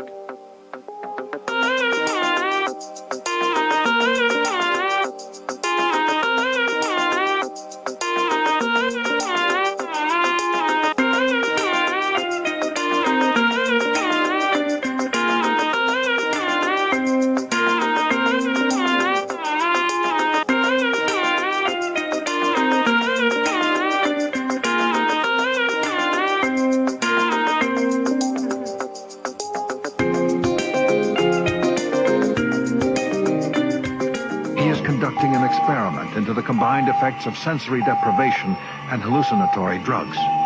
The subject of the experiment is himself, and the experiment is out of control.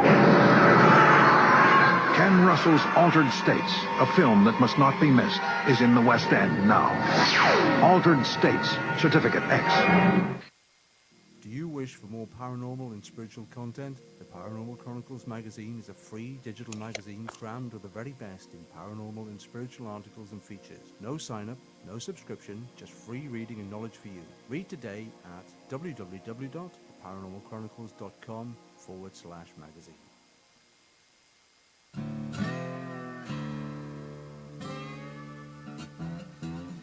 Oh, come on. I'm Southern, but... nope.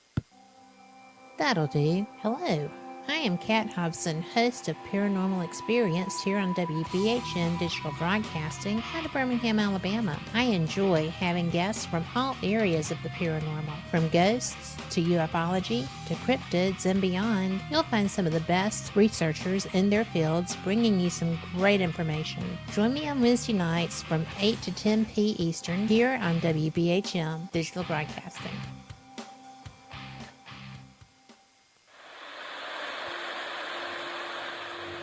Join us every Wednesday night at midnight Eastern Standard Time for Weird Wednesday, the live stream, with your hosts Jamie, the Living Dead Girl, and Rob, the Phantom, where we'll talk about all things paranormal, including zodiac, astrology, tarot card and oracle card readings, live ghost boxing and spirit communication, where we'll do Voices from Beyond, the Cold Case Files.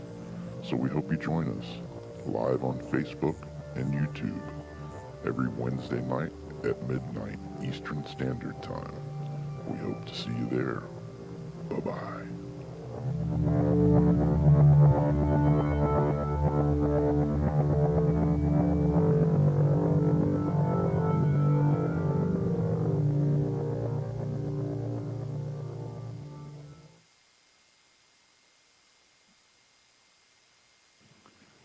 Paranation Magazine is a new paranormal magazine based out of Denver, Colorado. Our goal isn't just to give you the best paranormal content out there, but to promote paranormal unity. We're doing this by giving everyone an opportunity to tell their stories and to share their experiences. For more information, follow us on Facebook at Paranation Magazine and soon, paranationmag.com.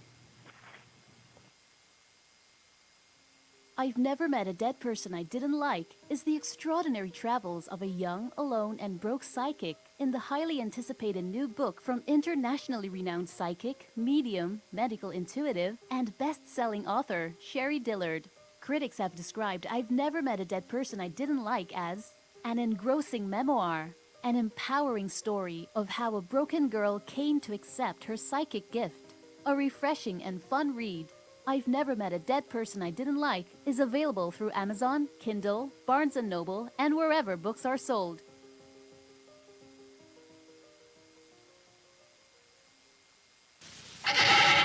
Edgar Allan Poe wrote Spirits of the Dead with a pen dipped in warm blood. You will see the ultimate in terror with this important all-star cast. Brigitte Bardot, Alain Delon, Jane Fonda, Terence Stamp, and Peter Fonda in Edgar Allan Poe's Spirits of the Dead. Only Poe's demented genius could bring to the screen such horror and evil. Spirits of the Dead stars Brigitte Bardot, Alain Delon, Jane Fonda, Terence Stamp, and Peter Fonda. Directed by three masters of the cinema, Federico Fellini, Louis Malle, and Roger Vadim. Spirits of the Dead is an adventure in terror beyond your wildest nightmares. Spirits of the Dead in color is rated R. The answer to the ultimate question of life, the universe, and everything is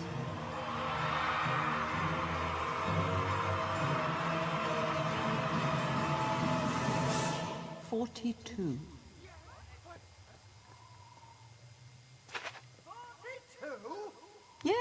I thought it over quite thoroughly. It is. It's 42. It would have been simpler, of course, to have known what the actual question was. But it was the question. The ultimate question. Of everything. That's not a question. Only when you know the question will you know what the answer means.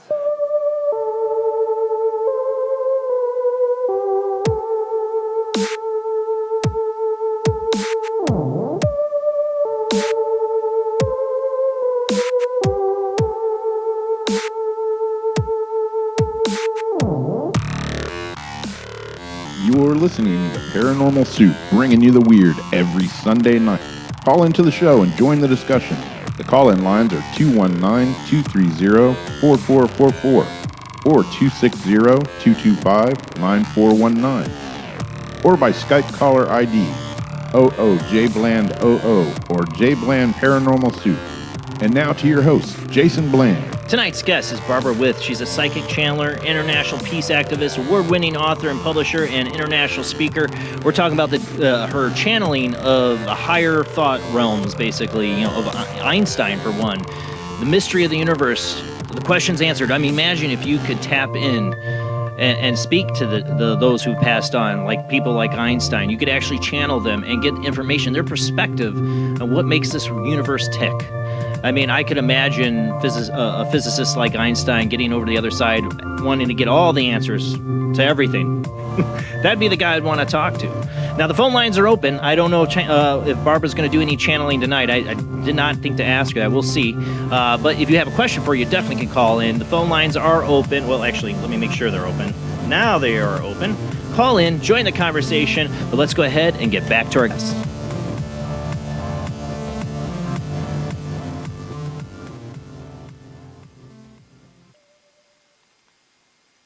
Oh, I forgot my thunder sound. I'm all off my game. You still there with me, Barbara? Yep, here I am.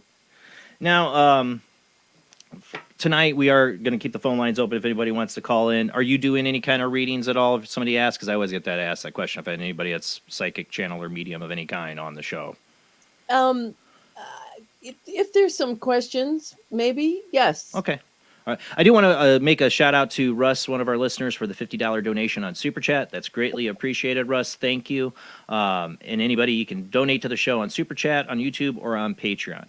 Okay. So one of the questions I had, actually was checking out your YouTube channel today, and the video I ended up picking up, you're talking about how to listen to your intuition. I'm like, oh my God, I could have picked any better video right now for my life at the moment, because I have a struggle, like what I am trying to get better at listening. What's my intuition? What's my gut say?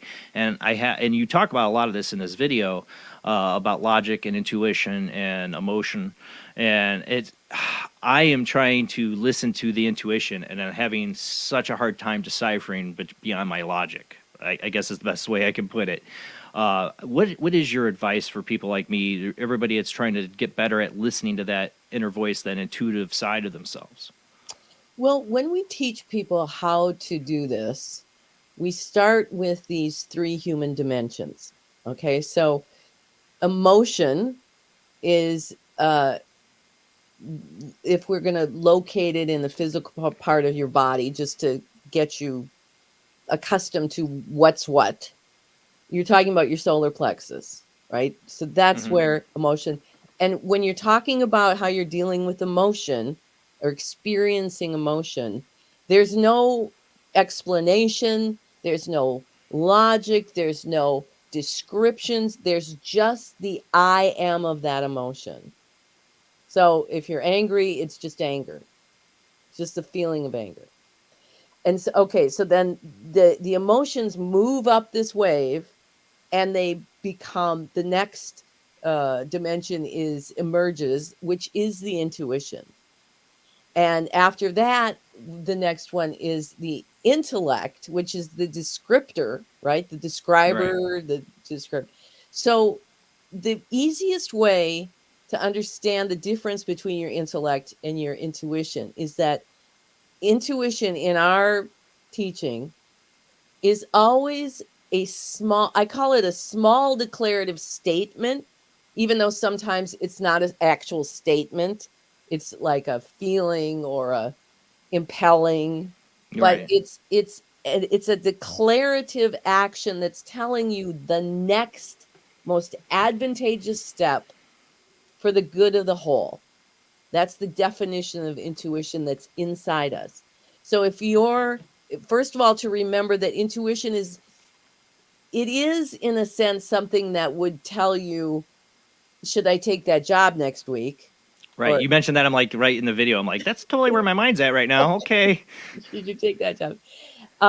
But ultimately, intuition is meant to be a present moment impelling.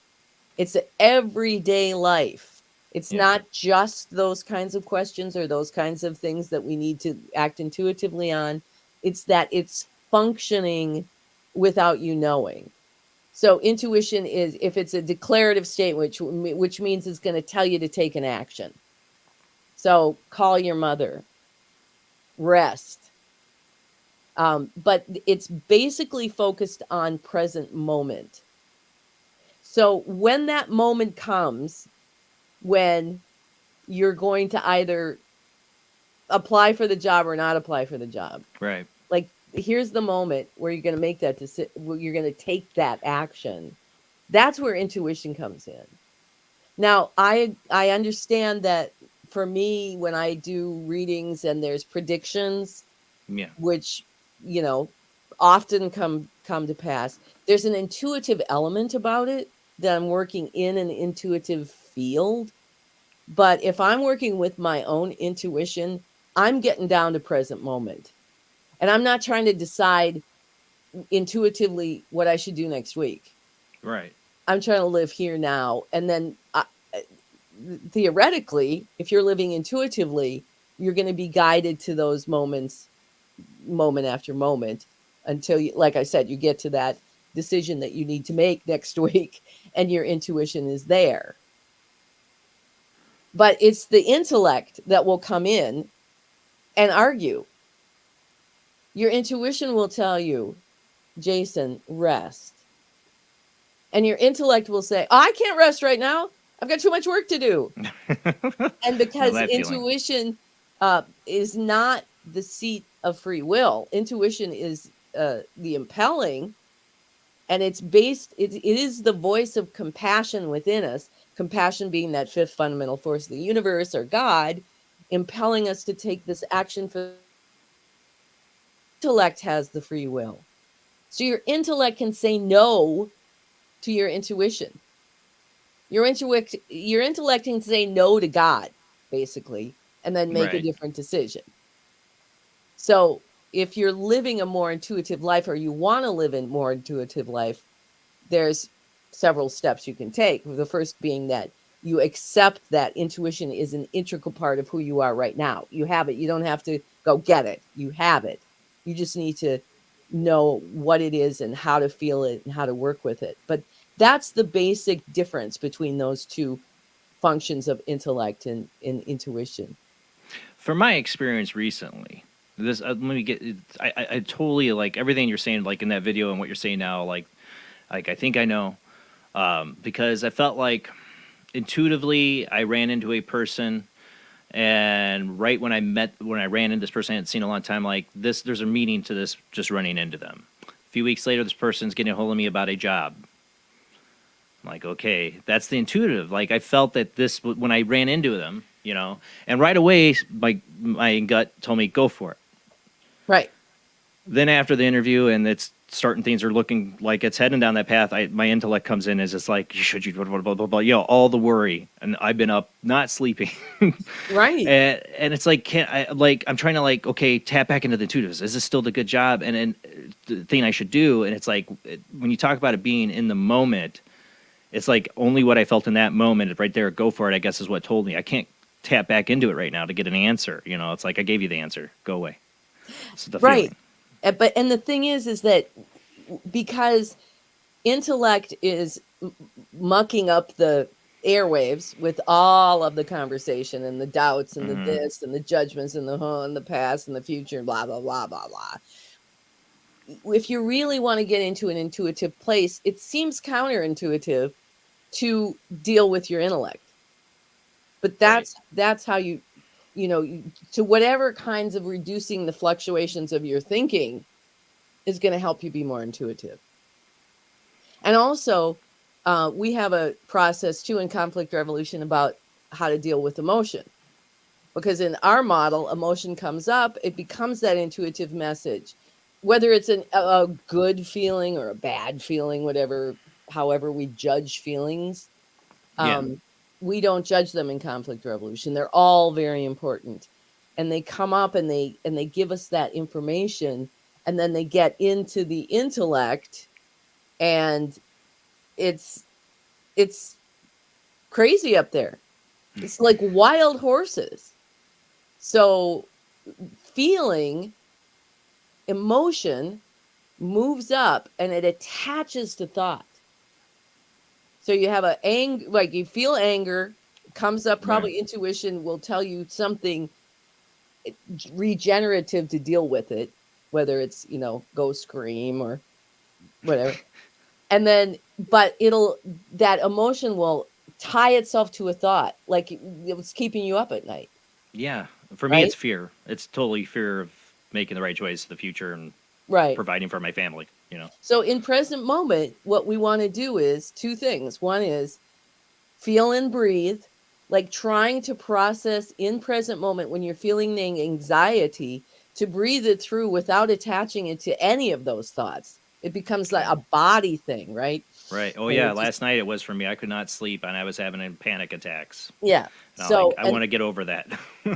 and so as you're in those panic, and this is the art, I think, of what this is, of this human evolution, is what we're doing, because we're evolving ourselves beyond just being reactive creatures to being self-aware and in self-control. So you're feeling and breathing the anxiety. My mantra when I get to that place where my mind won't shut up is, I don't need to know why I feel this way. Just need to breathe it. And as you release that feeling that way, it calms the mind down a little bit. And then you can get into a space where you may not be able to shut up your mind, but you can expand your own awareness of who you are into these other parts of your operating system that kind of reduce. I love that you refer to it as operating system. I love that.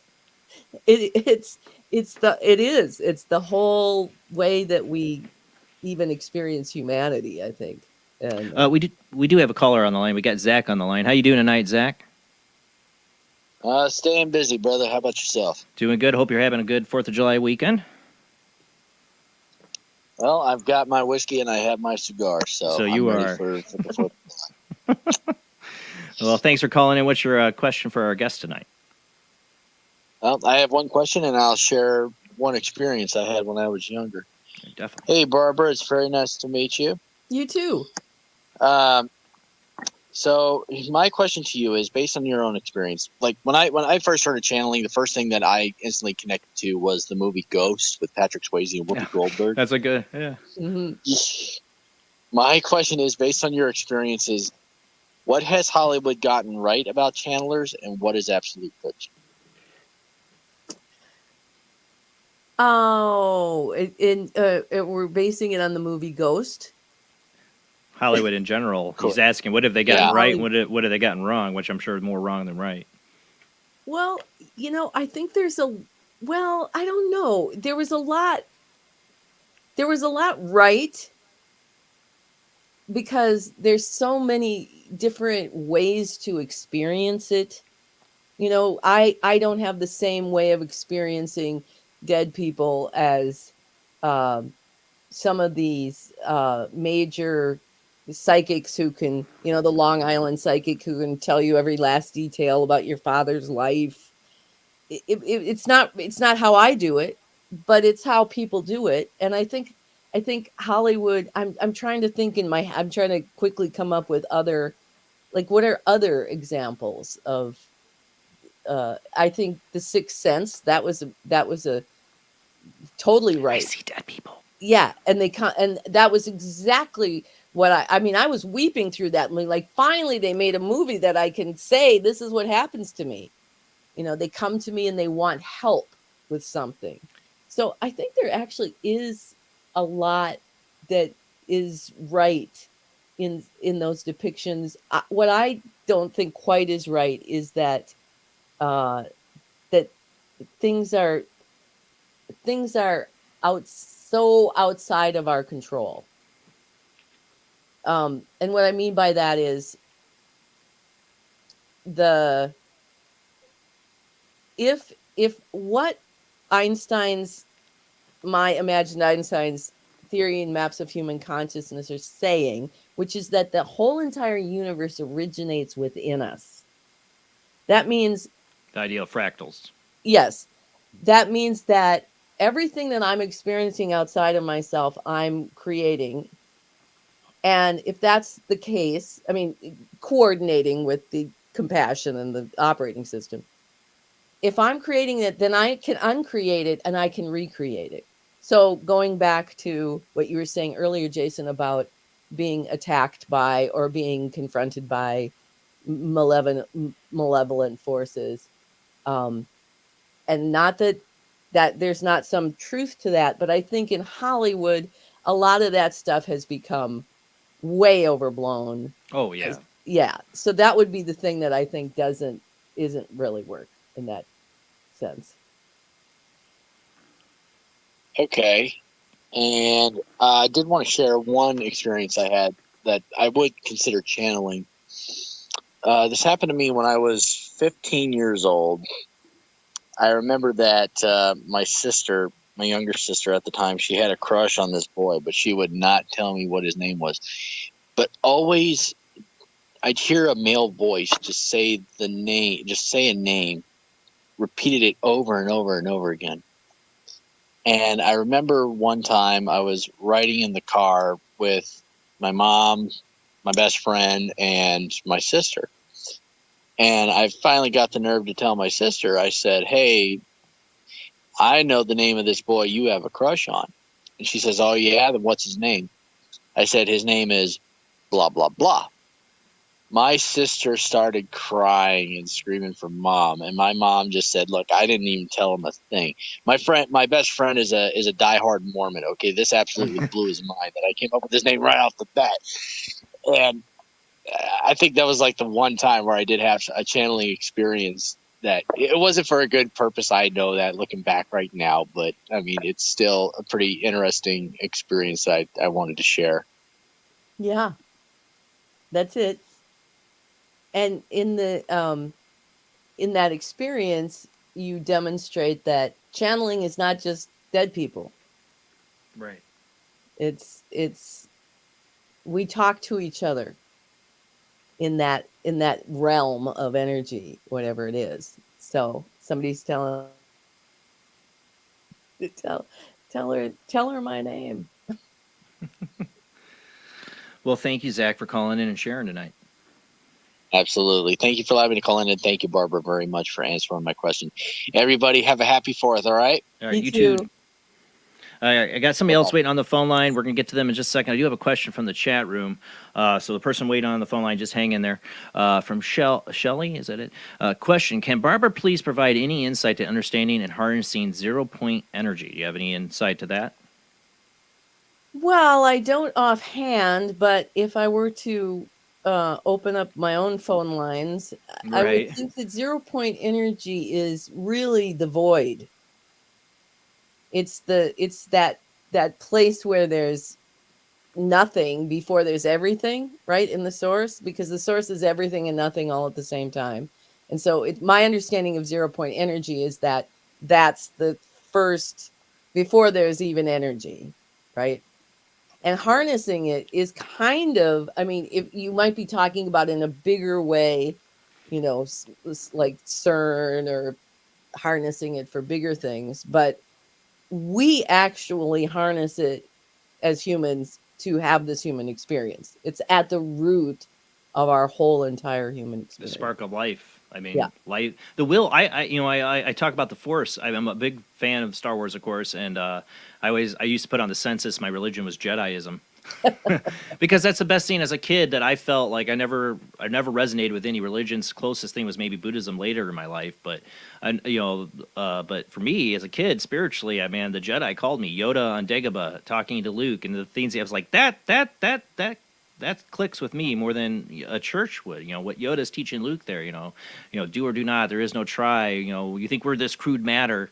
It's just the lessons in Star Wars and in Jediism is more along my thoughts. But there's this when you look at life and how life moves and generates, there is a force there. There is a force behind life in itself, the spark of life.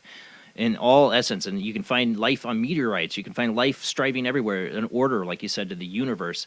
There's this force that moves that order along. I feel like a will that moves us through life, and something I've been fascinated with. Let's get to our other caller, though. I think it says Jacob on the line. The caller ID's right. Yeah. Hello. Hey, how you doing? Hey, what's up, man? Hey, what are you guys talking about here? This is my first time here. What's this all about? We're talking about deep thoughts, man, of the consciousness, channeling, what the universe is made of. The answer's 42. Oh, so kind of like magic and paranormal stuff. I guess. Yeah, well, this is definitely a paranormal show. Yeah, I got me thinking. I read about this one spell. It's pretty crazy. It's for like Zionists and stuff, and it goes like nigger. Yeah, that guy. Okay. All right. You're always one in every crowd. Yeah, I thought we had gotten rid of him for a while there, but no. Sorry about that, guys. You get these jerk-offs that call in, and he is blocked. Block. Sorry about that. I should have known. It's a different name than I've had him before, but it's the same jerk, I think. So. I knew it was coming. I knew it right away. I should have just muted him sooner. Sorry about that. Anyways, we have lower end people like that. They're on that lower vibration. And I think that's what keeps us hard from keeping the higher vibration and not judging people and having conflict resolution. How do you deal, though, with like the lower realm end people, the people that are so negative? Well, I learned something when I did the book Party of 12, because not knowing who was coming up in the queue, there came the day where they said, now we're going to talk to Hitler. Oh, yeah, let's not. That's what I'd say. So this is 1998. Yeah. And the idea of talking to Hitler back then in that mindset was very controversial. Extremely controversial. You don't use you're going to be sucked in by his evil, blah, blah, blah, blah, blah. But now in 2022, to learn what we did from his mind, from his sociopathic mind, has been so valuable on so many occasions. But what it proved to me, because we also channel Jesus, right?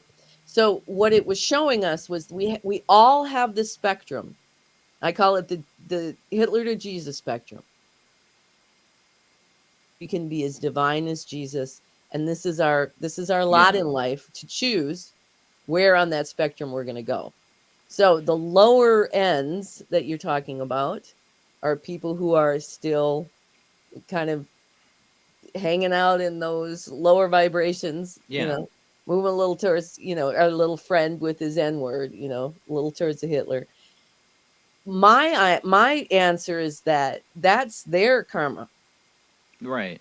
And the way that I influence the world is by being that change, is to be, moving myself towards the Jesus spectrum. And that's my work of my lifetime. And that keeps me busy all day, every day, make sure I'm that person that I want to be.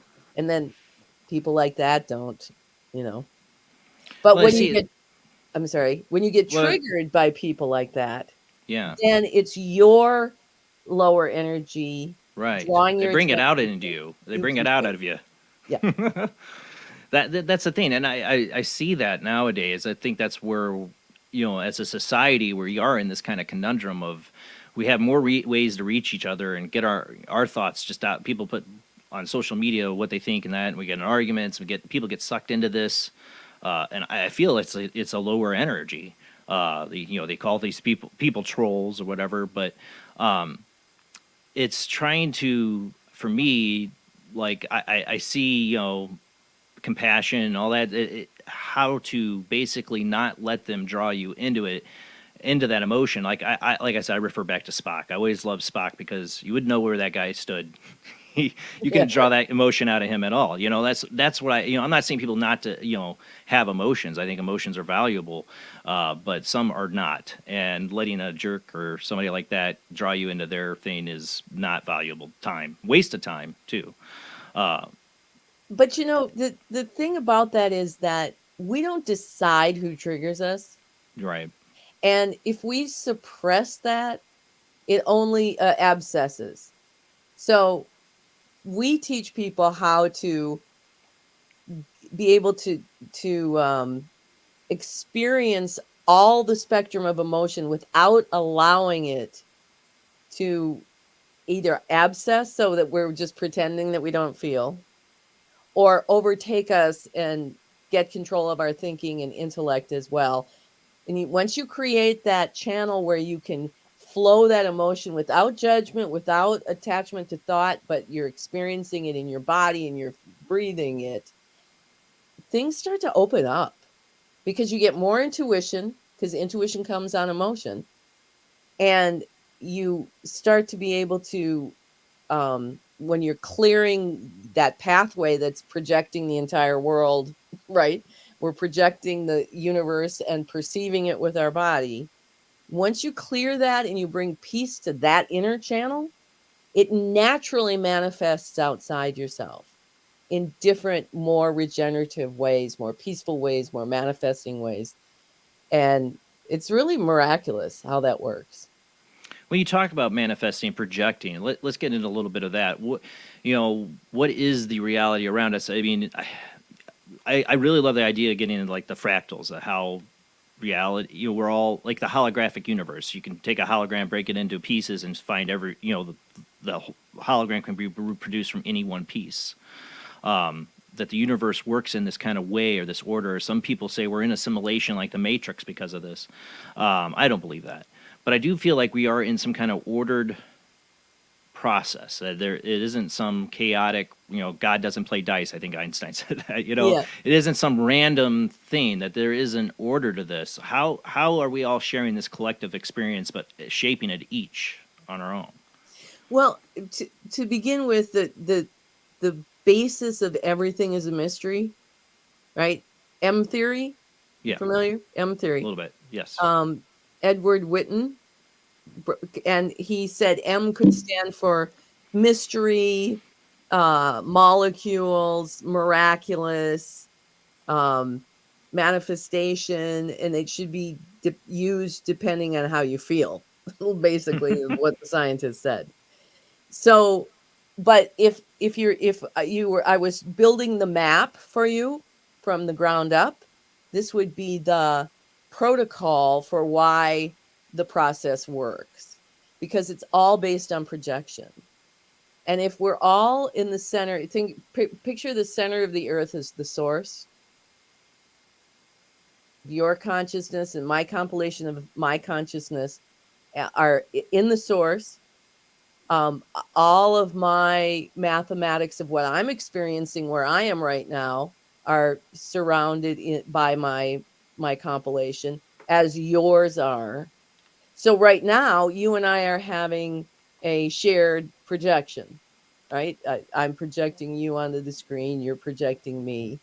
Right. And in that order, we're sourced in the same source. We are a projection of the same fractal with just a different bit of mathematics. You're a man who's in that place. I'm a woman who's in this place. But at our root, we come from the very same source. And so projection is, I'm going to do a podcast coming up called Projection Can't Live With It, Can't Live Without It.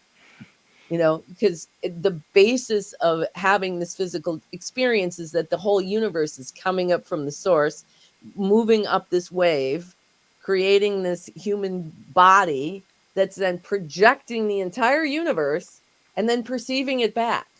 Kind of like an eye, like the lens of an eye. Yeah. Projects an image flips it upside down back on the back of our lens. Right. But then there's projection, where you trigger me. I've got thoughts that, you mean this and you're that and you're this. And so now I'm projecting my subjective view onto who I think you are. Right. And so how would I really know who you are if all I'm going to do is, and that's how the world operates, I think. Most people. Oh, yeah. I felt that way. I had a group of friends. I was in a band. I did stuff, and they always projected me in a certain way. I felt like they thought I was this certain person. It took me a little bit of time in my life to figure out I'm not this. Like, I almost start living the way they think of me, but I realize I'm not this person they think I am, and I'm not going to be. The way my life is now, I'm surprised at all of them. Yeah. With having a wife and kids and all that. But I realize on a point in my life is that I try to put myself in their shoes and realize they are seeing me as this character. I am not. I don't know what I am, but I'm not that character. And I realized a lot of people do that in life in all shapes and forms with their loved ones and friends and coworkers and all that. We make projections of people and expectations, and we don't really see people deep down for who they are. Well, and people are not prone naturally to want to self-examine. And that goes for individuals, and then, or for example, let's not get political, but, let's take the war in Ukraine. So many, for example, American friends that I have are like, Putin, Putin, Putin, Putin. Well, let's stop and look at the United States, the United States, the United Yep. States, the United States. Yeah, If we got a all big, just did as much that- hand in this crap as Yes. anybody else. Right. And that also goes for, and this is the study that me and Teresa and Kim, which is the basis for conflict revolution, these were our real life conflicts. These weren't just theoretical things or sitting around talking. This was us fighting and then applying these principles. And the projection, that's the whole basis of conflict. You're projecting, well, you've made me feel this way because you are doing this to me. But when you turn that around and you really start examining your own life and finding out that, oh, wait a minute, I'm that person too. I've done that too. That is simultaneously the most kind of shocking and yet liberating moment, because if you are accepting that responsibility that, I don't respect myself, not he doesn't respect me, but I don't respect myself, and then you take action to change that within you, when we have those specific steps that we do to address those things, you change your whole life. Yeah, for me it did. I had a total turnaround in my life. Yeah. When I had that kind of awakening, just to realize. I got really heavily, I have to say, Buddhism. My mom's a Buddhist, love you, Mom. That helped me really. Got really into meditation, but just taking an outside look, and it got me to see how I perceive other people and how they perceive me, and how these are all illusions. These aren't real. This isn't really that person. And like I said, there's always this empathetic thing of me that wants to put myself in somebody else's shoes and think about from their perspective. And I'm not perfect. I get angry with everybody. I get angry all the time. Sure. And people can irritate me and all that stuff. So I am no Buddhist. I am no saint. But I always try to get myself back to that place, to that place of introspective. Like, okay, why is this person acting towards this way? Just trying to understand somebody better. I had a conflict when I do the workshop. We name our conflicts, and so we had this conflict. It was called the massage cream conflict, and I had a trainer. She was coming to train for conflict revolution, and I'd been into her house in Ohio, and we had done this big workshop. And she's a massage therapist, and I wanted some of her massage cream, and she said, I don't have any with me, but when I come to Corpus to train, I'll bring some with. And so I paid her, or so I thought. So she gets to Corpus, she brings the cream. She says, you owe me $25. I said, no, I paid you. She said, no, you didn't.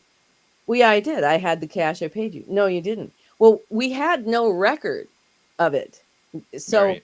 so we decided to use it as a live conflict to work conflict resolution. And I got it boom right away. I was like, "Oh my God, we don't know." That is the only truth we have, is that we don't know, because we don't have a record of it. She remembers it one way, I remember it another way. And for me, that conflict became the biggest lesson in assumptions. Like I assumed I paid her. I think I did. She assumed I didn't. She thought I didn't. How do you come to a resolution with that kind of situation? Right. And it just taught me how much I make assumptions. I just I would just, and when I started to watch myself then after that, because that was my soundbite, she's making these assumptions. It was shocking how many times I would assume something and then state it like I knew it. Yeah. What do they say about when you assume makes an ass out of you and me? No, I've never heard that one. Oh, no? No.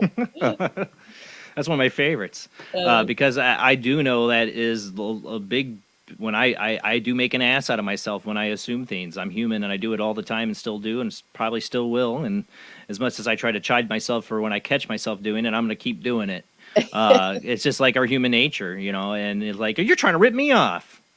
When it comes to money, I'd be the same way. Like, I paid you. You're trying to rip me off. When you guys are friends and is friendship worth $25, you should just be like, here, maybe I forgot. Here's another 25 if it is. Well, and we did have this kind of humorous resolution to it. I mean, I got my revolution right away, and she kept going, but I think you didn't. I was like, we don't know. And it turned out that we ended up, because she didn't want to be the one that got the double payment.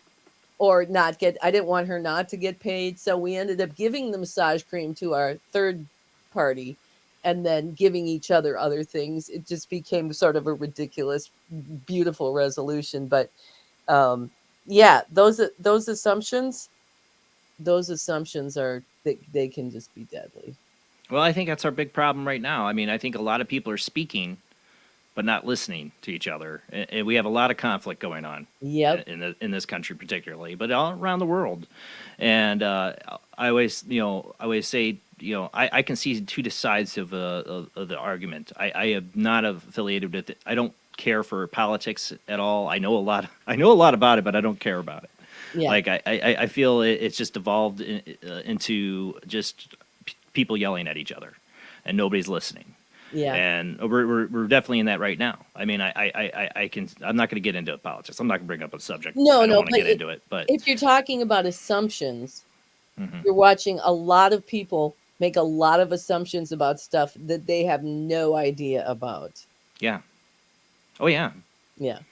It drives me nuts as somebody who went to took political science and I have a little bit of an interest I've always had in government and history and our Constitution, to watch people talk about stuff on both sides that have no idea what the heck they're talking about. And understandably so, they don't teach this stuff enough in school anymore. But it's like, why would you go out and get so angry about something and not know hardly crap about it? Everybody's so, it just feels like right now where we're at, people are being emotionally triggered purposely by everything. To put us in this divisive state, and I don't know where the resolution is in that anymore. I had been for the past 10 years, 12 years, whatever. I've been also a journalist, reporting on mostly Wisconsin stuff, but election integrity issues. And God, yeah. After about 2016, after that election, I realized that, the real work that we have to do here is not trying to figure out politics. Yeah. It's about human beings understanding their power.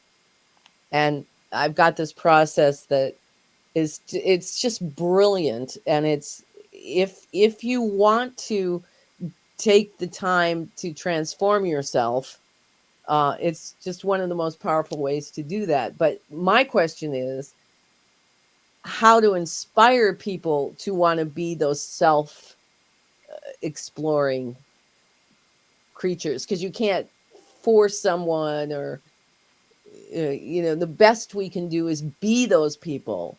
Right. and then hope that's what inspires through Lead by act. example. Thich Nhat Hanh was one of my favorite like Buddhist like authors. And one of my favorite little books he had was Peace is Every Step. If you want peace, you can't ask for it if you're not trying to give it, if you're not taking the steps for it. And I've always tried to live by that. All right, we got one more caller here. We'll see. We'll see how this goes. All right, who do we got on the line? Hello? All right, don't know. Hung up. Oh, we tried. We tried. Tonight, we usually go the show till 1 a.m. Central. We're probably going to end it at 12:30, Barbara, because I got to get up early with the family. We're doing 4th of July stuff, if that's all right with you. Yeah, absolutely. Okay. Because the callers tonight, we had Zach was great, but I don't know about those last two. It's 4th of July. I know people are busy. But actually, I have my regulars in the chat room. I want to say again, thanks to Russ for the donation. I'm looking to see if I got questions in the chat room from anybody. Somebody asked about CERN. Oh, yeah. I had that flag. Thank you. I did see that. Where did it go? Jamie, you remember there was a question about CERN. It was about, I was trying to find the question so I could put up by who asked it, but it was about, what do you see CERN as in our tomorrow? I guess they mean about the future. Like, how is it going to, are they going to do anything to affect us? Because I know there's one kid out there that says he believes CERN has put us into a new parallel universe. I don't personally know a lot about what CERN's doing now, except for they're trying to simulate the Big Bang. Yeah. And I think that might be what a lot of that concern is about. El Polo Loco. Can Barbara look into what effects CERN will have on tomorrow? If you mean tomorrow, I don't know. But we covered CERN on here because they did this whole cult ceremony right out in the front lawn of the CERN in Sweden.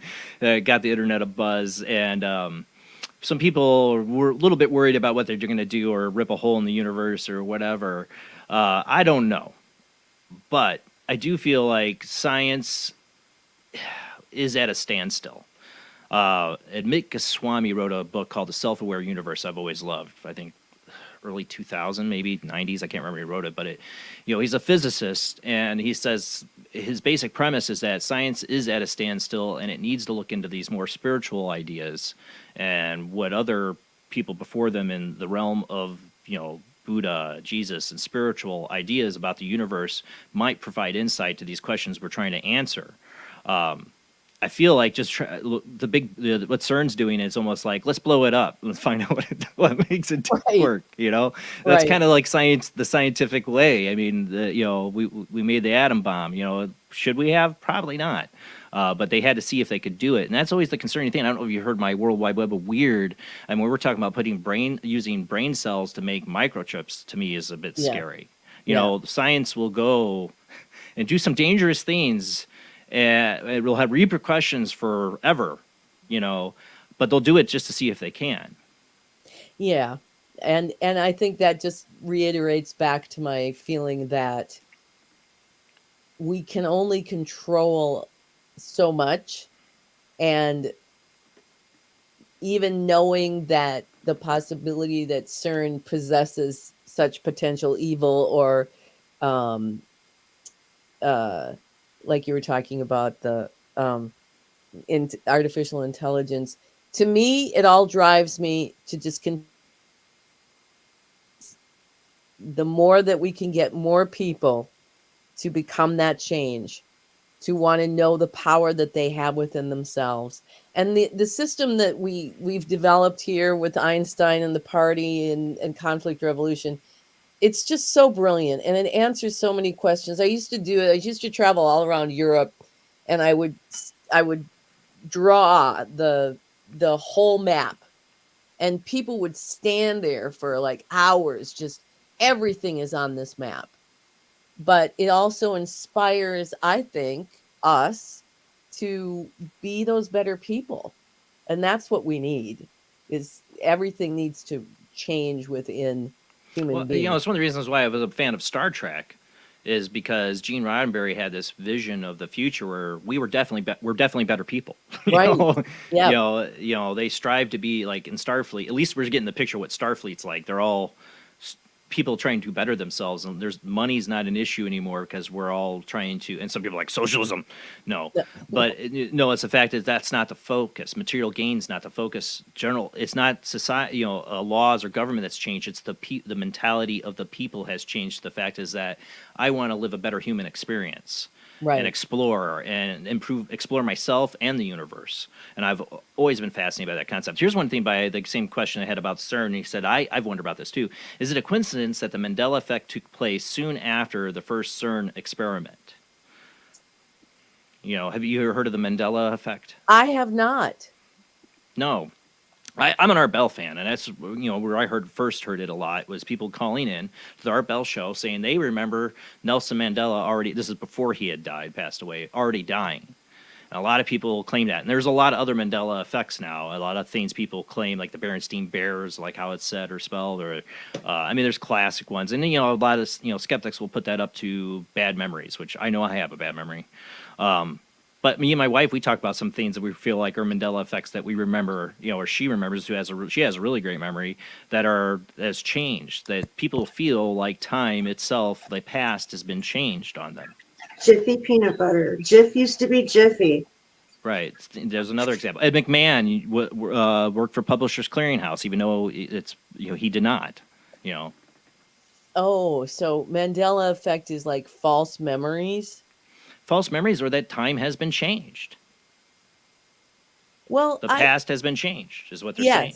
Well, and that we've got like 10 minutes, so we can't really talk too much on how we changed the past. But there is, when you change, at least with conflict resolution, you begin to clear out some of the conflicts and stop the projection, take responsibility for one's own actions, and transform those actions.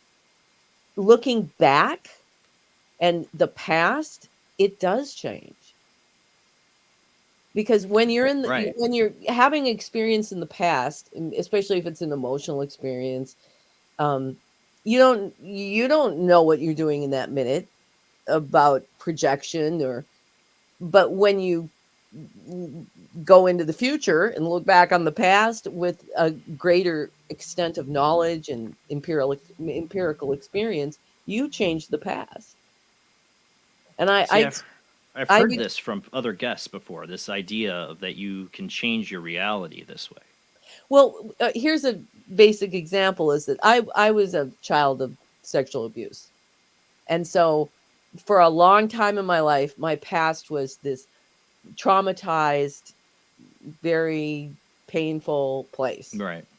And as I healed myself and I looked in the mirror of my father, and there's metaphor of how I got to those places to own that within myself and change it, I could look back on my father, and not that those things didn't happen, but I saw it with a completely new set of eyes about how my father had been sexually abused, probably in the church, and forgiveness for him. All of that created a different past. But what you're talking about is a very strict, actual parallel, changes to time, right? Yeah, parallel, they're almost parallel realities, multiple. They say that in a moment you can have many parallel realities as well. Or that we live in an existence of parallel realities, and we could be jumping ship to another parallel reality by our choices or our thought process or whatever. You mentioned the physicist Brian Greene. I have one of his books it's called The Multiverse. The idea that we live in this, even the idea of past lives, you're saying there's no past or future or present. It's all happening at once, and that we're living these experiences simultaneously. Is almost the same concept as the parallel universe. Yeah. So, and then the idea that if you're at the stop sign and you're going to turn left or right. If you turn left, there's still a whole bunch of realities of when you turn right. Your Yeah. consciousness is only following the left turn, but the energetic right possibilities are turn still there. exists. Yes. Right. That's the part that kind of boggles my mind, and I think about a lot. Is like, if there are multiple realities, there are other versions of me. What's this consciousness here? And is that what it is? Am I conscious following certain strings of possibilities? Well, it's like Einstein when he said, when he was alive, and he said, "I can't believe if I'm not looking at the moon, that it's not there." And then later, after he died, he said to us, "I realized that when I'm not looking at the moon, it's still there, but it's just math. It's just mathematics until I look at it and interact with it to make it become the image of what that math is supposed to be." So it's like, if I I look think at that was about wasn't it his comments on like the very early development of quantum physics, wasn't it? Yeah, Yeah. he couldn't figure that out until after he died, I guess. But I think it's the same thing. It's like that right turn that you don't take, that's Yeah. mathematics until we look at it or we experience it. So the left turn is what our consciousness is focused on creating in present moment. It's like, does a tree make a sound in the forest if it falls and there's no one there to observe it or hear Right. it? Exactly. Well, it's like compressed memory is what I've always wondered. It's, if you get into programming or making a video game or whatever, somebody's walking around a virtual world. As they move through that virtual world, the background world gets compressed like into a digital memory and reopens up when that person comes back to that part of that that world. Oh, yeah, that's a similar thing, huh? Well, you talk about fractals. I've always said this, my fascination with the theory of fractalism is that I think we do this in our creative and our imagination, in our literature and entertainment, and in video games. In a sense, we're making virtual worlds. We're recreating, in a sense, it's the same building blocks. We're doing the same process. It's like we're trying to recreate what's in the universe. In our little ways that we're doing it, and in the video game world and in the virtual world, we are trying to recreate like our own universe. Yeah, understanding the building blocks of the universe by doing it. And I think those are based on these maps that I have, because that's what we're doing. That's explaining how matter is manifest one step at a time in a very sequential order that then ends up being physical reality. And do you think it's possible in the human abilities to manipulate that, in a sense, to, like the Jedi use the Force to move an Absolutely. object? Yes. Okay. I've proven it in my own life and seen people prove it in their own lives to completely transform and gain control of what is ours to gain control of and let go of what we can't control is a powerful place. Yeah, because we're not God. We can't control everything, Right. Even if we have abilities or whatever. I mean, psychics, channelers like yourself have tragedies that still happen in your life you're not able to foresee. I always, there's criticism to that. Well, shouldn't they have known? I think there's only a certain amount of what you're supposed to know. Well, and the things that we can control are very controllable. It's just that people always want to control things that they can't control. Like I not always can I control my thoughts, but they are controllable.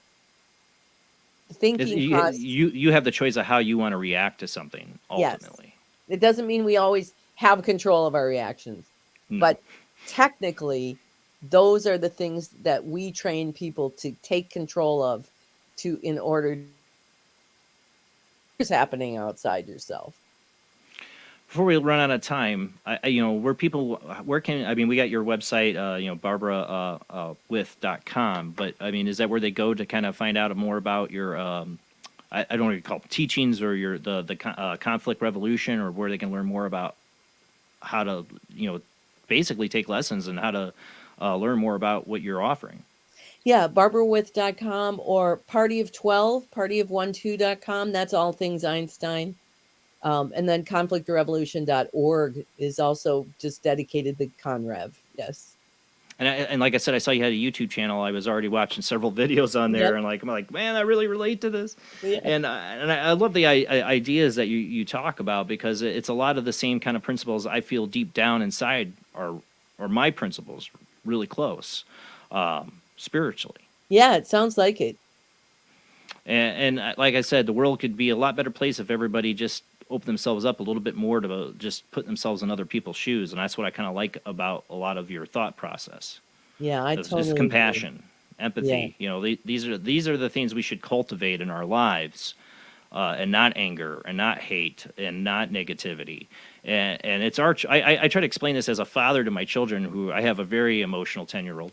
Heck, I have found out that we watched the ending of Stranger Things, and I'm not going to give anything away, but they were very emotionally upset this ending. And like, just talking about, how you react to something, it is your ultimate choice. You can be sad, but you need to realize why you're sad, and you are choosing the reaction to it. And it's pretty deep for a 10-year-old, 6-year-old to get to, but I'm trying to find ways to help them deal with their emotional turmoil inside, because I was an emotionally turmoil little child, and I think they get a lot of that from me and their mom. Yeah. So I'm trying to find the Jedi way, is what I call it. The Jedi path my spiritual idea is, like I said, is really close to like the Jedi belief, of compassion and empathy and non-attachment.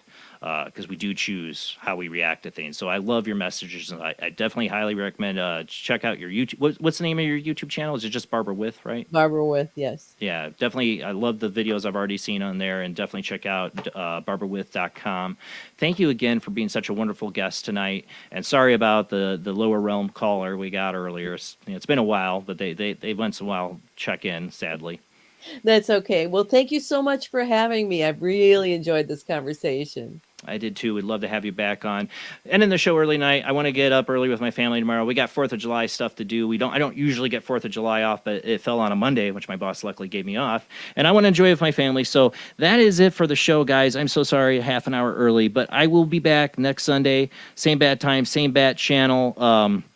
We will have guest Sivan Hassett to talk about ancient Tibetan secrets. I've always been fascinated by the Tibetan culture, talk about past lives and stuff. I don't know if I had a past life in Tibet, but I've had a very big connection, like feeling strong about Tibetan culture. I've always been fascinated by. So I can't wait to have him on for the first time next week. Same bad time, same bad channel, 11 p.m. to 2 a.m. Eastern, 10 p.m. to 1 a.m. Central, and 8 p.m. 11 p.m. Pacific time. Thank you, Russ, for the $50 donation on Super Chat on YouTube. You can always donate on there. And also on Patreon, we have $2 a month, $5 a month. It does help pay the bills for the show. Thank you to everybody who shares out the link. Keep telling your friends about Paranormal Soup, place where the paranormal happens live in open forum, where we can discuss all of our weird, unusual experiences with no judgment. All right, guys, have a great night and a happy 4th of July. See you next Sunday.